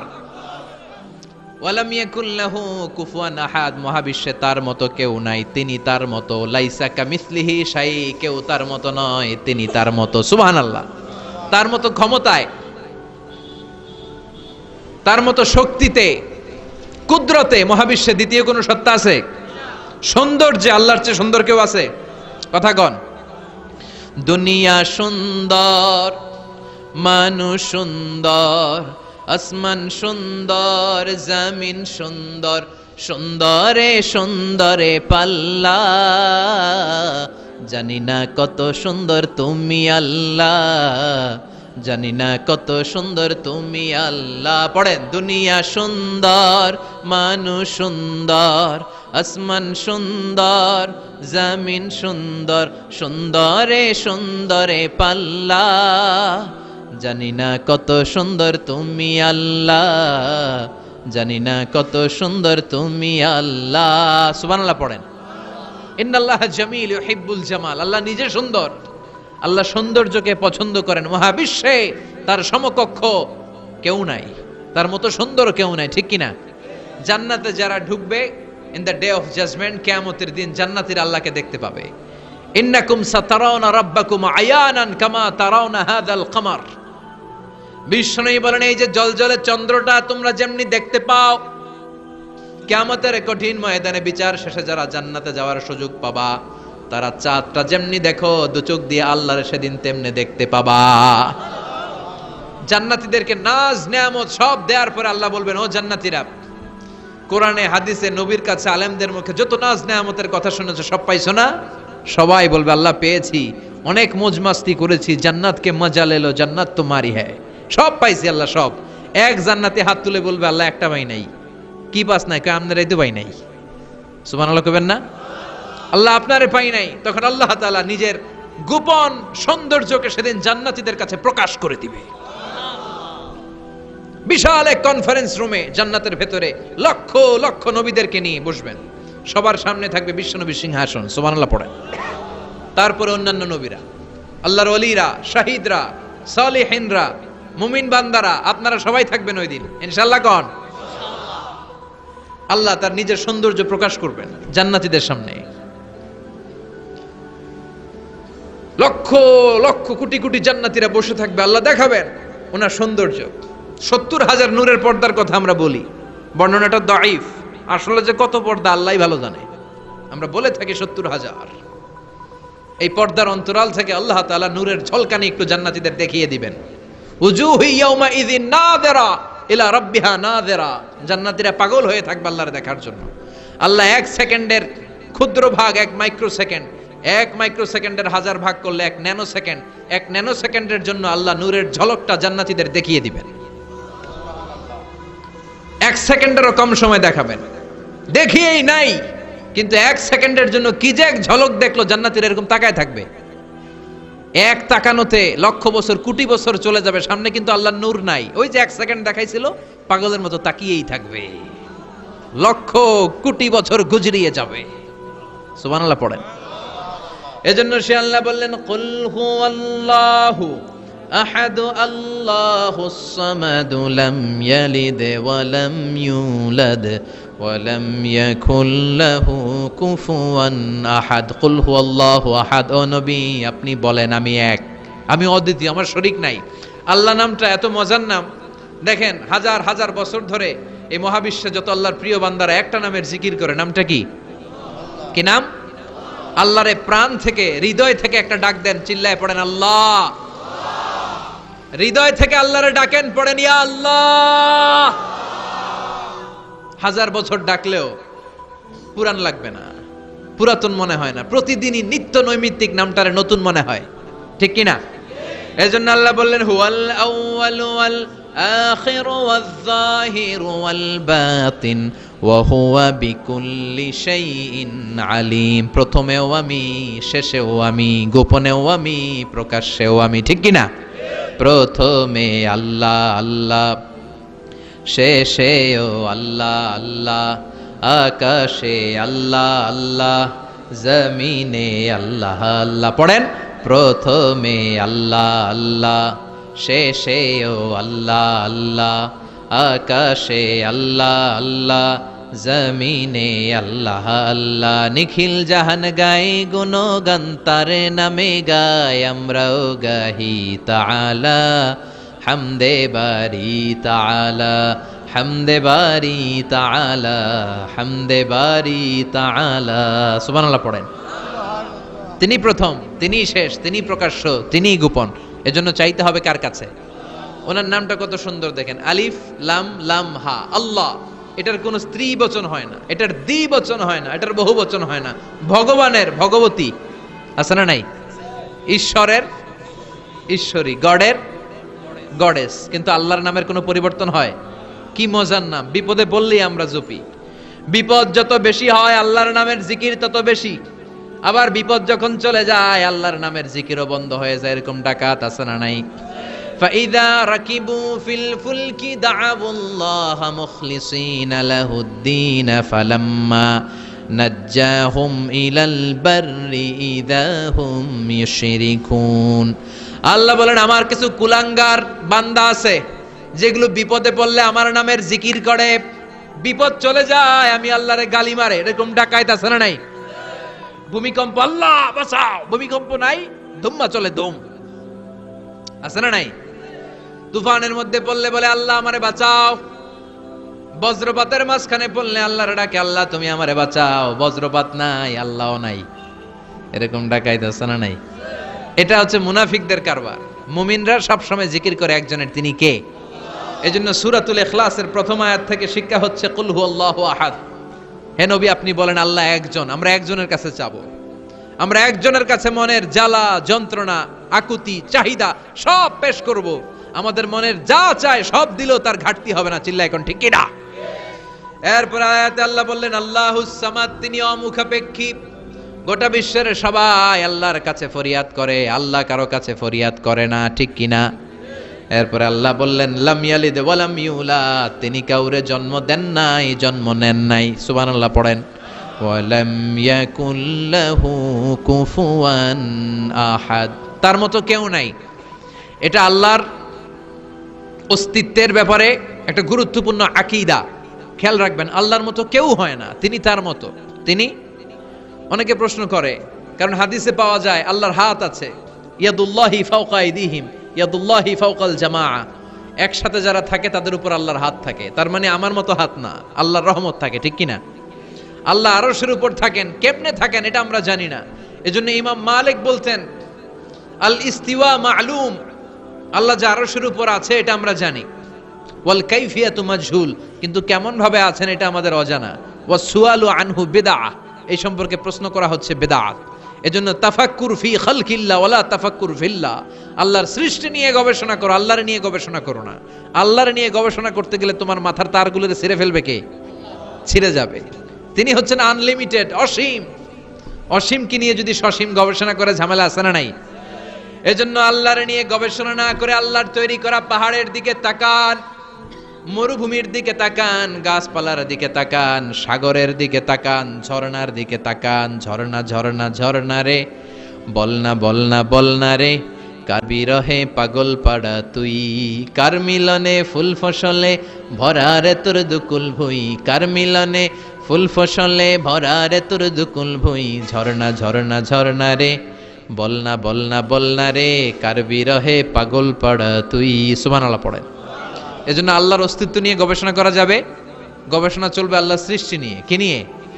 আর সব সময় বিপদে আপদে তাওয়াক্কুল করবে একজনের উপর, তিনি কে? চাইবো কার কাছে? রাজি আছেন সবাই? আল্লাহ আমাদের সবাইকে কথাগুলো বুঝার ও আমল করার তৌফিক দান করুক। আমরা পড়ি আমিন। সুবহানাকাল্লাহুম্মা বিহামদিকা আশহাদু আল্লা ইলাহা ইল্লা আনতা আস্তাগফিরুকা ওয়া আতুবু ইলাইক। আর কোনো কথা আছে? يا رب لك الحمد كما ينبغي لجلال وجهك وعظيم سلطانك، لك الحمد بالإيمان، لك الحمد بالإسلام، لك الحمد بالقرآن. اللهم اجعل القرآن العظيم ربيع قلوبنا ونور صدورنا وجلاء أحزاننا وذهاب همومنا وغمومنا، وجعله شفيعنا يوم الحساب، وارزقنا تلاوته آناء الليل وأطراف النهار. اللهم آت نفوسنا تقواها، زكها أنت خير من زكاها، أنت وليها ومولاها. اللهم آتنا لسانا ذاكرا، قلبا شاكرا، بدنا على البلاء صابرا، الغفران من الذنوب الغابرة، الفكرة السليمة الطاهرة، فإن إرادتك على كل شيء قادرة. اللهم اجعل القرآن العظيم ربيع قلوبنا ونور صدورنا وجلاء أحزاننا وذهاب همومنا وغمومنا، واجعله شفيعنا يوم الحساب، وارزقنا تلاوته آناء الليل وأطراف النهار. اللهم إنا نسألك الجنة ونعوذ بك من النار، يا خالق الجنة والنار، برحمتك يا عزيز يا غفار يا كريم يا ستار يا رحيم يا جبار يا خالق يا بر. اللهم أجرنا من النار، اللهم أجرنا من النيران بحرمة القرآن. اللهم ارزقنا شهادة في سبيلك والموت في بلد رسولك. اللهم إنا نعوذ بك من الفتن ما ظهر منها وما بطن، اللهم ارزقنا حسن الخواتيم اللهم ارزقنا حسن الخواتيم ربنا ظلمنا أنفسنا وإن لم تغفر لنا وترحمنا لنكونن من الخاسرين ربنا آتنا في الدنيا حسنة وفي الآخرة حسنة وقنا عذاب النار اللهم حبب إلينا الإيمان وزينه في قلوبنا وكره إلينا الكفر والفسوق والعصيان وجعلنا من الراشدين وصلى الله تعالى على خير خلقه محمد وعلى آله وصحبه أجمعين وجعل آخر كلامنا عند الموت لا إله إلا الله محمد رسول الله